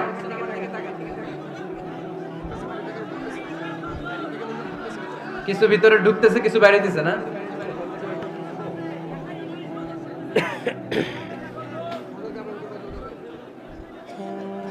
সাইয়েদনা ওমর ফারুক, আমরা সাহাবীদের জীবন চরিত পড়তে চাই না, কত যে অনুপ্রেরণামূলক, দৃষ্টান্ত সাইয়েদনা ওমর ফারুক আমাদের জন্য রেখে গিয়েছেন। ওমর ফারুক যখন খলিফা, দিনের বেলায় যদি রাষ্ট্রে কোনো নিয়ম জারি করতেন, দিনের বেলায় জনগণকে কোনো বিষয়ে যদি নিষেধ করতেন, রাত্রে বেলায় খাওয়ার সময় ফ্যামিলি মেম্বারদের সবাইকে বলতেন, এই দিনের বেলা আমি জনগণকে এই কাজ করতে নিষেধ করেছি, তোমরা আমার ফ্যামিলি মেম্বার, খবরদার তোমরা এই কাজ করো না। জনগণ করলে যতটুকু শাস্তি, তোরা করলে পাবি ডবল শাস্তি। সুবহানাল্লাহ কইবেন না? আমাদের নেতারা ওই বাড়ির বিচার করে, ওই বাড়ির মাইয়ার বিচার, ওই বাড়ির পোলার বিচার, নিজের পোলা গাঞ্জা টানে আছে না নাই? নিজের মেয়ে অপরাধ করে আছে না নাই? কি নেতা ছিলেন ওমর ফারুক! আগে নিজের ঘর সামলিয়েছেন, আগে নিজেকে সামলিয়েছেন, নিজের ঘর ঠিক করেছেন। বলেছেন জনগণ করলে যত ব্যাদ, তোরা করলে double bad. This is call leader, ঠিক কি না? এক বাবা এসে বললেন, ওমর ফারুক আমার ছেলে কথা শোনে না, বেয়াদব। ওমর ফারুক ছেলেরে ডাকলেন, বাবা তুমি তোমার আব্বাজানের কথা শোনো না, এটা তো কবিরা গুনাহ। ছেলে বলে, ওমর ফারুক সব দায়িত্ব আল্লাহ ছেলে মেয়েদেরকে দিয়েছে, বাবা মাকে কোনো দায়িত্ব দেয় নাই। ওমর ফারুক বললেন, অবশ্যই দায়িত্ব দিয়েছে। তাহলে বলেন আমার বাবার দায়িত্ব কি? উনি বললেন, প্রাইমারিলি প্রথমত 3 দায়িত্ব। আইয়ান তাকিয়া উম্মা, পৃথিবীর প্রতিটি বাবার উচিত ছেলেদের মেয়েদের জন্য ভালো মায়ের ব্যবস্থা করা। 2 নম্বরে আইয়ুহসিনা ইসমা, সুন্দর তার একটা নাম রেখে দেয়া। 3 নাম্বার ইউআল্লিমাহুল কিতাব, তার আল্লাহর কিতাব শিক্ষা দেওয়া। এবার ছেলেকে আমার আব্বা 3টার একটাও করে নাই। এবার ওমর ফারুক রেগে গেলেন, বাবার কাঁধে ধরলেন, বললেন তুই ছেলের জন্য বিচার নিয়ে আসলি, তোর 3টা দায়িত্বের একটাও তুই পালন করিস নাই। ছেলে বলে, আমিরুল মুমিনিন আমার মা নর্তকী, আমার মা মাজুসি, আমার মায়ের মধ্যে কোনো আদব কাদব নাই, সুন্দরী দেখে আমার মারে বাবা বিয়ে করছে, আমার মায়ের কাছ থেকে জীবনে কিছু শিখি নাই। 2 নাম্বার সাম্মানি খানফাসা, আমার বাবা আমার নাম রেখেছে চামচিকা। কি নাম রাখছে? এটার নাম হইলো একটা, এরকম উল্টাপাল্টা নাম আছে না নাই? না, এগুলো রাখবেন না। আব্দুল্লাহ রাখবেন, আব্দুর রহমান রাখবেন, আর একটা কি বলছি আজকে, হুযায়ফা রাইখা দিয়েন, পারবেন? ওয়ালাম ইউআল্লিমনি হারফাম মিন কিতাবিল্লাহ আমিরুল মুমিনিন, শুধু তাই না, আল্লাহর কোরআনের একটা অক্ষর আমার বাবা কোনোদিন আমারে শিক্ষা দেয় নাই। ওমর ফারুক রেগে গেলেন, এবার বাপের কান্দে দইরা মারতে শুরু করলেন, তুই পোলার নামে বিচার নিয়ে আইছিস, তোরে মাইর দিমু আগে। এরকম নেতার দরকার আছে না নাই? মদিনায় এক লোক তার বউরে রাগের চোটে 100 তালাক দিয়ে ফেলছে। কয় তালাক দেয়ার নিয়ম? কয়টা দিছে? কয়টা? এবার স্ত্রী কাঁদতে কাঁদতে এসে বলে, আমিরুল মুমিনিন দেখেন, আমার স্বামী আমারে রেগে মেগে 100 তালাক দিছে। ওমর ফারুক বললেন, দইরা নিয়ে আয়, এটারে নিয়ে আসা হলো। ওমর ফারুক বললেন, কয়টা তালাক দিয়েছো? কয় 100টা। কেন দিছো? কয় মাথা গরম আছিল। এরকম আছে না? তালাক দেওয়ার সময় সব তালাক, তুই তালাক, তোর মা তালাক, তোর বোন তালাক, সব তালাক। তালাক দিবে ওয়াইফ রে, দিতেছে সবাই রে। ওমর ফারুক বললেন, দিবে 3টা, 100টা দিলা কেন? কয় মেজাজ গরম ছিল। কয় দাঁড়া, আত-তালাকু মিন শাআইরিল্লাহ, তালাক হচ্ছে আল্লাহর দেয়া বিধানের একটা নিদর্শন, এটা নিয়ে তুই খামখেয়ালি করলি। আমার রায় শোন, আমার রায় হচ্ছে 3 তালাকে তোর বউ তালাক, বাকি 97 তালাক তোর পিঠের উপরে পড়বে। এরকম বিচারের দরকার আছে না নাই? এরকম দৃষ্টান্তমূলক বিচার যদি বাংলার জমিনে দেয়া হতো, আর কোন নারী ধর্ষিতা হতো? আর কোন নারীকে অ্যাসিড মারা হতো? আর কোন নারী যৌতুকের জন্য কান্না করত? একটা আমল লাগবে, বেশি না। কয়টা লাগবে? তিনি গভর্নর সিস্টেম চালু করেছিলেন, governor system, Islamic state. Bahrain, Yemen, মিসর, কুফা, বসরা, মক্কা, মদিনা, এই 7 জায়গায় 7 জন গভর্নর পাঠিয়েছেন, তাদের থেকে তথ্য নিতেন। এই গভর্নর সিস্টেম উনি বানিয়েছেন। সাইয়েদনা আমর ইবনে আল-আস রাদিয়াল্লাহু তাআলা আনহুকে পাঠিয়েছেন মিশরে। মিশরে একটা দৌড় প্রতিযোগিতা হতো। ওই দৌড় প্রতিযোগিতায় আমর ইবনে আল-আস রাদিয়াল্লাহু তাআলা আনহুর ছেলে অংশগ্রহণ করেছে, কিন্তু এক মিশরি ওই দৌড় প্রতিযোগিতায় চ্যাম্পিয়ন হয়ে গেছে, রানার্স আপ হয়েছে আমর ইবনে আল-আসের ছেলে।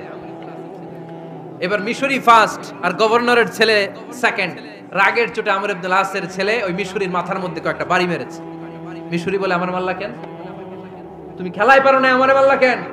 কয় আনা ইবনুল আকরামিন, আমি গভর্নরের পোলা, আমি যা বলবো এটাই হবে, আমার উপরে কথা নাই। মিশরি ওইখানে আর ঝগড়া বাঁধায় নাই, মনে দুঃখ নিয়ে মদিনায় চলে আসলেন। এসে বললেন, আমিরুল মুমিনিন আপনি আমর ইবনুল আস রাদিয়াল্লাহু তাআলা আনহুকে মিশরের গভর্নর বানিয়ে পাঠিয়েছেন। একটা প্রতিযোগিতায় আমি চ্যাম্পিয়ন হয়েছি, ওনার ছেলে হয়েছে রানার আপ। কেন সে চ্যাম্পিয়ন হতে পারে নাই? এই কারণে আমার মাথায় লাঠি দিয়ে 3টা বাড়ি মেরে বিচারটা দিছে কার দরবারে? কথা বুঝেন নাই বোধহয়? ওমর ফারুকের দরবার। ওমর ফারুক বললেন, তাই আগামী বছরের অমুক তারিখ আমি সব গভর্নরদেরকে ডেকে হিসাব নেই, তো ওই দিন তুই থাকবি, পারবি না? মিশরে বলে পারবো, মানে অবশ্যই পারবো। ওই দিন 7 রাজ্য থেকে 7 গভর্নর হাজির, গভর্নরদের ছেলেরাও হাজির, মিশরীয় হাজির। 7 গভর্নরের কাছ থেকে 7 এলাকার খোঁজ খবর নেয়ার পরে ওমরে ফারুক বললেন, আইনাল মিসরি, মিশরী লোকটা কই, এদিকে আয়। মিশরী সামনে আসার পরে বলল, আমর ইবনুল আস তুমি মিশরের গভর্নর, তোমার ছেলে সহ তুমি আসো। আমর ইবনুল আস এসে সামনে বসে রইলেন। এবার বললেন, ও আমর ইবনুল আসের ছেলে, তুমি নাকি ইবনুল আকরামিন গভর্নরের ছেলে, তুমি যা বলবা মিশরে নাকি তাই হবে, তোমার নাকি অনেক দাপট। নিজে একটা লাঠি এনে মিশরীর হাতে দিয়ে বলল, এবার তোর মাথায় যতটা মারছে তুই ততটা গুনে গুনে মার, আমি দেখবো। আমর ইবনুল আস দেখবে, আমর ইবনুল আসের ছেলেরে তুই এখানে মার। সে বলতেছে, থাক আপনি বলছেন এতেই যথেষ্ট, মারা লাগবে না, আমি মাফ করে দিলাম। ওমরে ফারুক বলল, খবর দাও, মার মার ওর মাথার মধ্যে। মিশরী ওমরে ফারুকের ধমক শুনে ভয়ে ভয়ে 3টা বাড়ি মারল। এই বাড়ি মারা দেখেও ওমরে ফারুকের হৃদয় ঠান্ডা হয় নাই। লজ্জায় আমর ইবনুল আস, বয়স হয়ে গিয়েছে সাহাবা, মাথা তখন টাক, মাথায় চুল নাই, লজ্জায় মাথাটা হেট হয়ে মাথাটা নিচু করে রেখেছে। এবার রাগের চোটে ওমরে ফারুক বললেন, এবার আমর ইবনুল আসের টাক মাথার মধ্যে একটা মার। মার! কেন ছেলেকে শিক্ষা দিতে পারে নাই? ইয়া আমর ইবনুল আস, মাতা জাআলতুমুন নাস আবিদা, তোমরা কখন মিশরীদেরকে নিজেদের দাস বানায় নিলা? ওয়াকাদ ওয়ালাদাতুম উম্মুহুম আহরারা, আর ওদের মায়েরা তো ওদেরকে স্বাধীন সন্তান হিসেবে প্রসব করেছে। মানুষদের উপর ক্ষমতাগিরি করার জন্য গভর্নর পাঠাই নাই। খবরদার, জনগণ তাদেরকে দেখভাল করার জন্য তোমাদেরকে পাঠানো হয়েছে, তাদের উপর কোনো অত্যাচার করার জন্য নয়। চিল্লায় বলেন ঠিক কিনা? এরকম নেতা কয়টা লাগবে? কয়টা? ওই নেতার নাম কি? ওমর। হ্যাঁ, হুয়া ইয়াতি ওমর। 22 জায়গায় বিশ্বনবী কয় একটা, ওমরে ফারুক বলে আর একটা। আল্লাহ বলে, বিশ্বনবী আপনার পক্ষে আমি আয়াত নাজিল করতে পারলাম না, আমি ওমরের পক্ষে নাজিল করে দিলাম। বিশ্বনবী বলতেন, ইন্নালি কুল্লি উম্মাতিন মুহাদ্দাস, সব উম্মতের মধ্যে, সব নবীর উম্মতের মধ্য থেকে একজন করে আল্লাহ তাকে মুহাদ্দিস বানাতো। মুহাদ্দিস না, মুহাদ্দাস। মুহাদ্দাস মানে এমন লোক যিনি যা ভাবতো ওই ভাবনাটাই আল্লাহ আয়াত হিসেবে নাজিল করে দিতেন। বিশ্বনবী বলেন, আমার উম্মতের মধ্যে মুহাদ্দাস হচ্ছে সাইয়েদনা ওমর। মদিনার সবচেয়ে বড় মুনাফিকের নাম আব্দুল্লাহ ইবনে উবাই ইবনে সালুল, সব মুনাফিকদের সরদার। কিন্তু এই মুনাফিকের ছেলেটা হলো পাক্কা ইমানদার। এই ছেলের নাম হলো আব্দুল্লাহ। আওয়াজ করে বলেন, ছেলের নাম কি? আব্দুল্লাহ ইবনে উবাই ইবনে সালুল। মুনাফিক সরদার যখন ইন্তেকাল করলো, সাইয়েদনা আব্দুল্লাহ রাদিয়াল্লাহু তাআলা আনহু বিশ্বনবীর কাছে এসে চোখের পানি ছেড়ে ডেকে বলে, নবী আপনিও জানেন, আমিও জানি, মদিনার সবাই জানে আমার আব্বা মুনাফিকদের সরদার, কিন্তু আমার মন তো মানে না, আমার তো পিতা, আমার তো বাবা লাগে, আমার তো মন মানে না। আপনিও জানেন মুনাফিক, আমিও জানি মুনাফিক। নবী আপনার দরবারে কিছু আমি চাই না, আপনার গায়ের একটা জামা দেন, আপনার জামাটা পরিয়ে আমার বাবারে দাফন দিব। এর উসিলায় যদি আমার আব্বারে আল্লাহ মাফ করে দেয়, দয়ার নবী মায়ের নবী জামা খুলে দিয়ে দিলেন। পড়েন সুবহানাল্লাহ। আব্দুল্লাহ রাদিয়াল্লাহু তাআলা আবার আবদার চললেন, নবী জানি আমার বাবা মুনাফিক, কিন্তু আমার তো বাবা, আপনার দরবারে ফরিয়াদ, আপনি নিজে যে আমার বাবার জানাজার নামাজের ইমামতি করবেন। দয়ার নবী মায়ার নবী জানাজার নামাজে যেতে চাইলেন। ওমরে ফারুক বললেন, নবী না, খবরদার আপনি উবাই ইবনে সালুলের জানাজায় যাবেন না। বিশ্বনবী জোর করে যেতে চাইলেন। সাইয়েদনা ওমরে ফারুক বিশ্বনবীর জামা পেছন থেকে টেনে ধরলেন। আল্লাহু আকবার। টেনে ধরলেন, যাবেন না আপনি। ওমরে ফারুকের হাত থেকে হ্যাচকা টান মেরে জুব্বা টান দিয়ে বিশ্বনবী জানাজায় চলে গেলেন। রব্বুল আলামিন আয়াত নাজিল করলেন, ইস্তাগফির লাহুম আও লা তাস্তাগফির লাহুম ওয়া ইন তাস্তাগফির লাহুম ৭০ মাররাতান ফালান ইয়াগফিরাল্লাহু লাহুম। নবী গো, একবার নয়, দুইবার নয়, ৭০ বারও যদি এই মুনাফিকের জন্য আপনি ক্ষমা চান, তার জন্য ক্ষমা নাই, তার জন্য আছে জাহান্নাম। ওয়ালা তাকুম, আপনি যাবেন না আলা কবরি, কখনো তাদের জানাজায় যাবেন না, এই যে একটা ভুল করে ফেলছেন এটা এবারই শেষ, এরপরে আর যাবেন না। সাইয়েদনা ওমর ফারুকের পক্ষে আল্লাহ তাআলা কোরআনের আয়াত নাযিল করে দিলেন, চিল্লায়ে পড়েন আল্লাহু আকবার। এভাবে 22টা জায়গায় ওমর ফারুক যা বলেছে এটা নিয়ে একটা আলাদা আলোচনা হইতে হবে, আলাদা একটা আলোচনা লাগবে যে 22টা আয়াতে আল্লাহ তাআলা বিশ্বনবীর পক্ষে কোরআনের আয়াত নাযিল না করে সাইয়েদনা ওমর ফারুকের পক্ষে আয়াত নাযিল করেছেন, চিল্লায়ে পড়েন সুবহানাল্লাহ। ওই ওমর ফারুককে আমাদের মডেল বানানোর দরকার আছে না নাই? ওই ওমর ফারুকের জীবনী আমাদের ছেলে মেয়েদেরকে পড়ানোর দরকার আছে না নাই? আমাদের ভবিষ্যৎ প্রজন্ম এগুলো জানে না। ওরা সালমান খান দেখে বড় হয়, ওরা শাহরুখ খান দেখে বড় হয়, ওরা ঋত্বিক রোশনকে দেখে বড় হয়, ওরা মনে করে যে এরাই বড় সুপার হিরো। আমাদের যে কত বড় সুপার হিরো আছে এরা জানেই না। নতুন প্রজন্মের কর্ণকোহরে সাইয়েদনা ওমর ফারুকের ইতিহাস পৌঁছে দেওয়ার দরকার আছে না নাই? ওমর ফারুকের ইন্তেকালের ঘটনাটা বলেই আমরা মুনাজাতের দিকে যাব। শুনবেন? শুনতে চান? উনি স্বপ্নে দেখলেন একটা লাল মোরগ ওনাকে 3টা ঠোকর মেরেছে। কয়টা? উনি জুমার নামাজে জিলহজ মাসের শেষ সপ্তাহে জুমার নামাজে বললেন যে একটা লাল মোরগ 3টা ঠোকর মেরেছে। মুগীরা ইবনে শুবা রাদিয়াল্লাহু তাআলা আনহুর দাস আবু লুলু আল মাজুসি, এই লোকটা খঞ্জর বানাতে পারতো। মুগীরা রাদিয়াল্লাহু তাআলা আনহুর দাস। মুগীরা প্রতিদিন 4 দিরহাম করে চার্জ করতো, যেহেতু দাস। সে এসে বিচার দিল, আমিরুল মুমিনিন মুগীরা আমার থেকে বেশি টাকা চায়, জুলুম করে। ওমর ফারুক বললেন, তাই? তুমি কি কাজ জানো? বলে, আমি খঞ্জর বানাতে জানি। বাড়ি কই? পারস্য। আরে তুমি খঞ্জর বানাতে জানলে তো 4 দিরহাম অনেক কম, সে তো আরো বেশি টাকা নেওয়া দরকার ছিল তোমার থেকে। আবু লুলুর এই কথা পছন্দ হয় নাই। সে কয়, ওমর তুমি সবারে দয়া দেখাও আর আমার ক্ষেত্রে কঠিন নিয়ম বানাইলা, দাঁড়াও এই নিয়ম তোমারে আমি দেখাবো। এই রাগে সে বাড়িতে যে একটা খঞ্জর বানালো। কি বানালো? খঞ্জর চিনেন? ছোট্ট ছুরি। কিছুদিন আগে ওমানের সুলতান কাবুস ইন্তেকাল করেছে, জানেন আপনারা? ওনার এই কোমরের মধ্যে খঞ্জর থাকতো, ছবিতে দেখছেন? আরব শায়েখ যারা সুলতান আমির, কোমরে কি থাকে? ছোরা থাকে, খঞ্জর। সে বাসায় যে একটা খঞ্জর বানালো, যেই খঞ্জরের 2 মাথা, লাহু রাসান ওয়া মাকবাদাতুহু ফি ওয়াসাতি, আর ধরার হ্যান্ডেলটা মাঝখানে, এদিকেও ছুরি এদিকেও ছুরি, যাতে এইভাবে মারা যায়। সে ধার দিতে লাগলো আর বলল, ওমর দাঁড়াও তোমারে আমি দেখাবো। ওমর ফারুক মসজিদে নববীর ইমাম, ফজরের নামাজের সময় এই আবু লুলু আল মাজুসি বুরনুস পরে, চাদর পরে, লুকিয়ে লুকিয়ে, সে অগ্নি উপাসক, মুমিন নয়। ওমর ফারুক অ্যাটাক করার জন্য গেলেন মসজিদে নববীতে। ওয়াকানু ইউসাল্লুনা বিগালাস, তখন ওনারা অন্ধকারে নামাজ পড়তো। নামাজের সময় যখন হলো, লুকিয়ে লুকিয়ে প্রথম কাতারে ওমর ফারুকের পিছনে মুয়াজ্জিনের পাশেই দাঁড়ালেন, হাতে খঞ্জর। একামত হলো, ওমর ফারুক সালাত শুরু করলেন, ফজরের সালাত, আল্লাহু আকবার। নামাজ শুরু করলেন, সূরা ফাতিহা বললেন। আরেকটা সূরা যখন পড়তে যাবেন, in the mean time Abu Lulu এই খঞ্জর নিয়ে ওমর ফারুকের বুকের মধ্যে 3টা স্টেবিং করলেন। একটা মারলেন নাভির নিচে, মারার সাথে সাথে পাকস্থলী কেটে গেল। আরেকটা মারলেন পাজরে, পাজর ছিঁড়ে গেল। 3টা মারার পরে ওমর ফারুক বললেন, কাতালানি আল কাল, এক কুকুর আমাকে মেরে ফেলেছে। পেছন থেকে এক সাহাবীকে টান মেরে সামনের দিকে নিয়ে গেলেন, তুমি নামাজের ইমামতি করাও। আর ওমর ফারুককে বাকিরা ধরাধরি করে পেছনে নিতে আরম্ভ করলেন। আর এই আত্মাই আক্রমণ যে করেছে, সে কাতারের মাঝখান দিয়ে যেতে আরম্ভ করলো আর 2 দিকে ছুরি মারতে আরম্ভ করলো। 13 জন সাহাবীর গায়ে ছুরি মেরেছে, 7 জন সাহাবা স্পট ডেথ, জায়গায় মৃত্যু। এই ভয়ঙ্কর অবস্থা দেখে এক সাহাবী বুরনুস, এক ধরনের জুব্বা আছে মাথাওয়ালা, অনেকে জ্যাকেট পরছেন না এরকম মাথাওয়ালা, লম্বা জুব্বা আছে, আরবরা শীতে পরে মাথাওয়ালা, এই মাথাওয়ালা জুব্বা বের করে এক সাহাবী জালের মতো তার দিকে উড়ায় মারল। ওই বুরনুসের মধ্যে পেঁচিয়ে আবু লুলু মাটিতে পড়ে গেল আর সুইসাইড করে ফেলল, নিজের বুকে নিজে মেরে আত্মহত্যা। যেই সাহাবীকে ইমামতির জন্য দাঁড় করালেন, উনি ছোট্ট সূরা দিয়ে প্রথম রাকাতে সূরা আল কাউসার, দ্বিতীয় রাকাতে সূরাতুল ইখলাস দিয়ে নামাজ শেষ। ওমর ফারুক বেহুশ। ওমর ফারুক কি? হ্যাঁ, বেহুশ। সবাই কান্নাকাটি করতেছে, সবাই দেখতে গেলেন, এখন হুঁশ ফিরে না।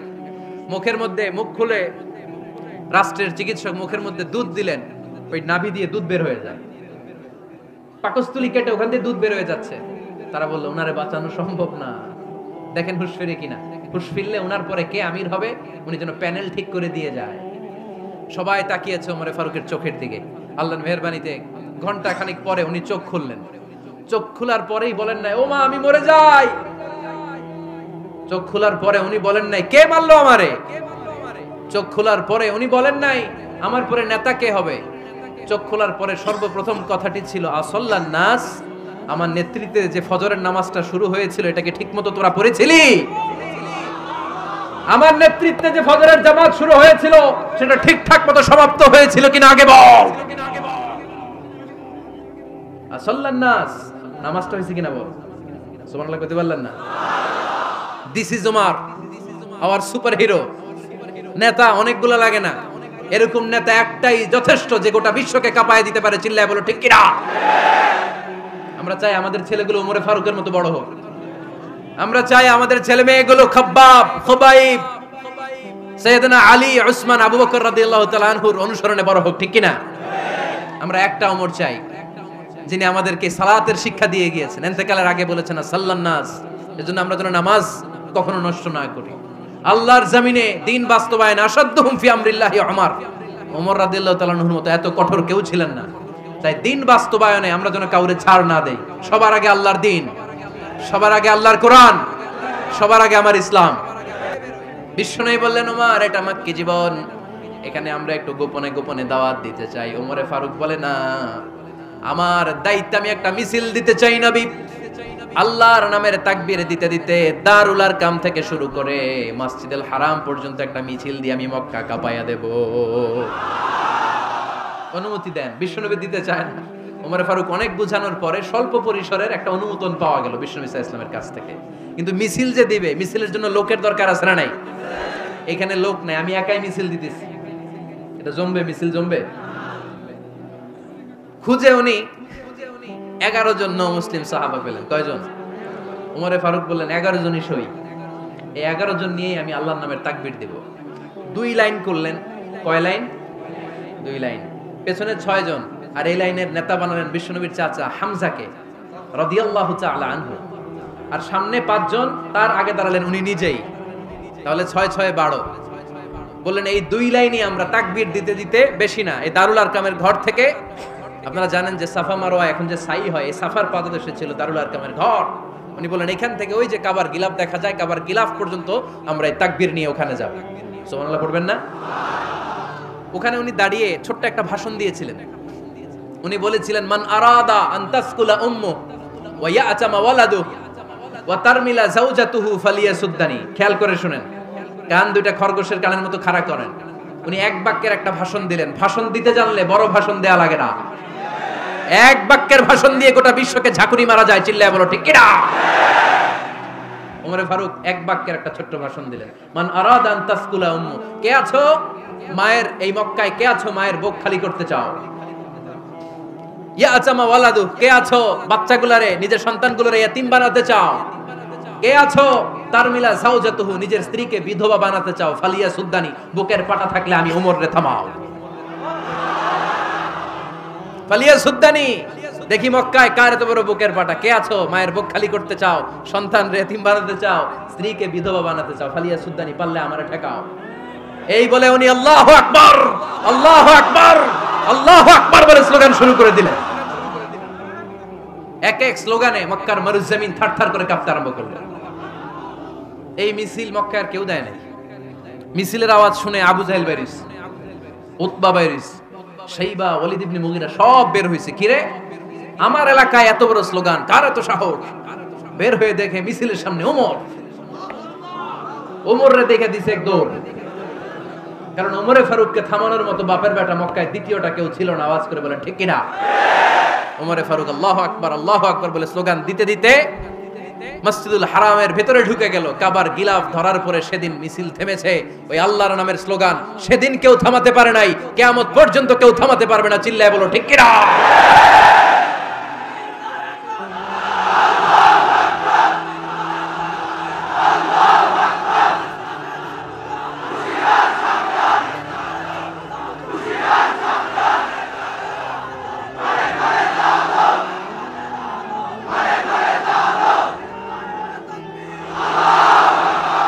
ওইরকম একটা ওমরের দরকার, আমাদের বেশি চাই না। জোরে বলেন ঠিক কিনা? দাও খোদা দাও আমায় আবার ওমর দারাজ দিল, দাও খোদা দাও আমায় আবার উমর দারাজ দিল। দাও আলীর মতো বীর সেনানী, আলীর মতো বীর সেনানী জাগাতে নিখিল। দাও খোদা দাও আমায় আবার উমর দারাজ দিল। সুবহানাল্লাহ পড়েন। একটা উমর লাগবে, চিল্লায় বলেন কয়টা? ওই উমরের অপেক্ষায় বাংলাদেশ সহ গোটা মুসলিম উম্মাহ, ঠিক কি না? একটা উমরে যথেষ্ট। আমাদের সেন্ট্রাল লিডারশিপ নাই তো, আমাদেরকে এদিকে লাথি মারলে আমরা ওইদিকে যাই, ওদিক থেকে গুতা মারলে আমরা এদিকে যাই। আমাদের রিপ্রেজেন্টেটিভ, আমাদের প্রতিনিধিত্ব করার মতো কোনো কেন্দ্রীয় লিডারশিপ নেতৃবৃন্দ গোটা বিশ্বে নাই, ঠিক কি না? আমরা সেই উমরে ফারুকের অপেক্ষায়, আমরা সেই ইমাম আল মাহদির অপেক্ষায়। এই উমরে ফারুক আমাদের মডেল, ঠিক কি না? থার্ড ইন পজিশন এই পুরা উম্মতের মধ্যে ওনার পজিশন নাম্বার 3। 1 নাম্বার পজিশন বিশ্বনবীর, কার? 2 নাম্বার পজিশন কার? আবু বকর। 3 নাম্বার পজিশন কার? ওমরে ফারুকের। বিশ্বনবী বলতেন লা নবিয়্যা বা'দি, লা নবিয়্যা বা'দি, আমার পরে কোনো নবী নাই। ওয়ালা রাসূলা, আমার পরে কোনো রাসূলও নাই। আমার নবীর পরে আর কোনো নবী আছে? আমার নবীর পরে আর কোনো রাসূল আছে? এই যে কাদিয়ানি যে একটা সম্প্রদায় আছে, এরা কি মুসলিম নাকি অমুসলিম? মুসলিম সম্প্রদায়ের সাথে এদের কোনো সম্পর্ক নাই, চিল্লা বলেন ঠিক কি না? এরা যদি মুসলমান হতে চায়, আমার নবী দ্য লাস্ট মেসেঞ্জার বিশ্বনবীকে খাতামুন নবী হিসেবে সংবাদ সম্মেলন করে গোটা বিশ্বকে জানাই দিতে হবে, তারপরে তাদেরকে আমরা মুসলিম হিসেবে স্বীকৃতি দিব, চিল্লায় বলেন ঠিক কি না? তা না হলে তারা কোন ধর্মের এটাকে জানাই দিতে হবে। No inferiority complex, no identity crisis. Identity ক্রাইসিসে থাকা যাবে না। আপনারা কোন ধর্মের এটা জানাই দেন। আপনারা বিশ্বনবীরও শেষ নবী মানবেন না, আবার মুসলিম বলেও নিজেদেরকে ট্যাগ লাগাতে চাইবেন। সাধারণ মুসলমানরা এটা এই ধোঁকাবাজি মানে না, চিল্লায় বলেন ঠিক কি না? আমার নবীর পরে কোনো নবী নাই, আমার রাসূলের পরে কোনো রাসূল নাই, ঠিক কি না? আল্লাহর হাবিব বলতেন লাউ কানা বা'দি নাবিয়্যুন লাকানা উমর, তবে আমার পরে যদি নবী হওয়ার যোগ্যতা কারো থাকে, আমার ওমরের ওই যোগ্যতা আছে। সুবহানাল্লাহ পড়েন। প্রভু তুমি বলেছো রাসূল দেবে না, বলনি দেবে না ওমর, বলনি দেবে না হামজা তারি, খালিদ বিজয় সমর। প্রভু তুমি বলেছো রাসূল দেবে না, বলনি দেবে না ওমর, বলনি দেবে না হামজা তারি, খালিদ বিজয় সমর। প্রভু তুমি বলেছো রাসূল দেবে না। সুবহানাল্লাহ পড়েন। এজন্য আমরা একটা ওমর চাই। কয়টা? বেশি লাগবে? নেতার মতো নেতা কয়টা লাগে? জোরে বলেন কয়টা? Enough, that's enough. Omar Farooq our super hero.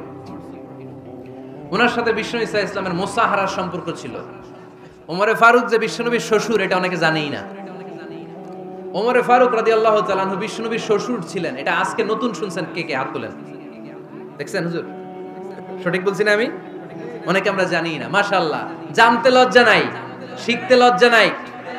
লজ্জা হচ্ছে অজ্ঞতায় আর মূর্খতায়, ঠিক কি না? আমরা শিখতে রাজি আছি। যে কথা বলে আমরা তার ছাত্র। আমার আগে হুজুর কথা বলতেছিলেন, আমরা ছিলাম ছাত্র। এখন আমি কথা বলতেছি, এখন আমরা সবাই হয়ে গেছি ছাত্র, ঠিক কি না?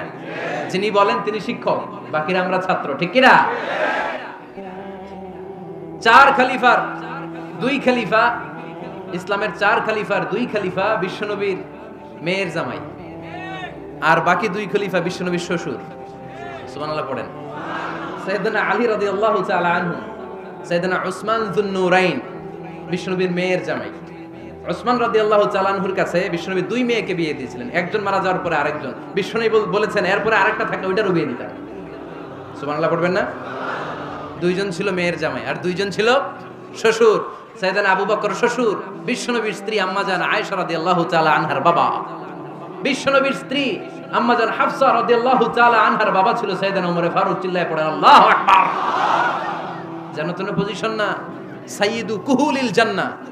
জান্নাতে যত নারীরা যাবে, নারীদের সর্দারিনী হবে সাইয়্যিদাতুনা ফাতেমা রাদিয়াল্লাহু তাআলা আনহা।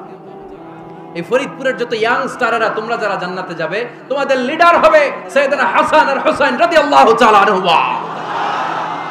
আর আর বয়স্ক মুরব্বীরা যারা জান্নাতে ঢুকবেন, আপনাদের লিডার হবে সাইয়েদনা আবু বকর আর সাইয়েদনা ওমর ফারুক রাদিয়াল্লাহু তাআলা। সুবহানাল্লাহ পড়তে পারলেন না?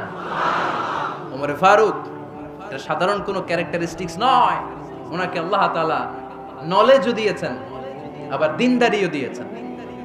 আমার দিনী ভাইয়েরা খেয়াল রাখবেন, কোনো আলেমের মধ্যে বা কোনো নেতার মধ্যে যদি এই দুইটার সমন্বয় আপনি পান, যে তার জ্ঞানও আছে আবার দিনদারিও আছে, he belongs the knowledge and he belongs the তাকওয়া, সে গোটা বিশ্বকে জয় করে ফেলবে, ঠিক কি না?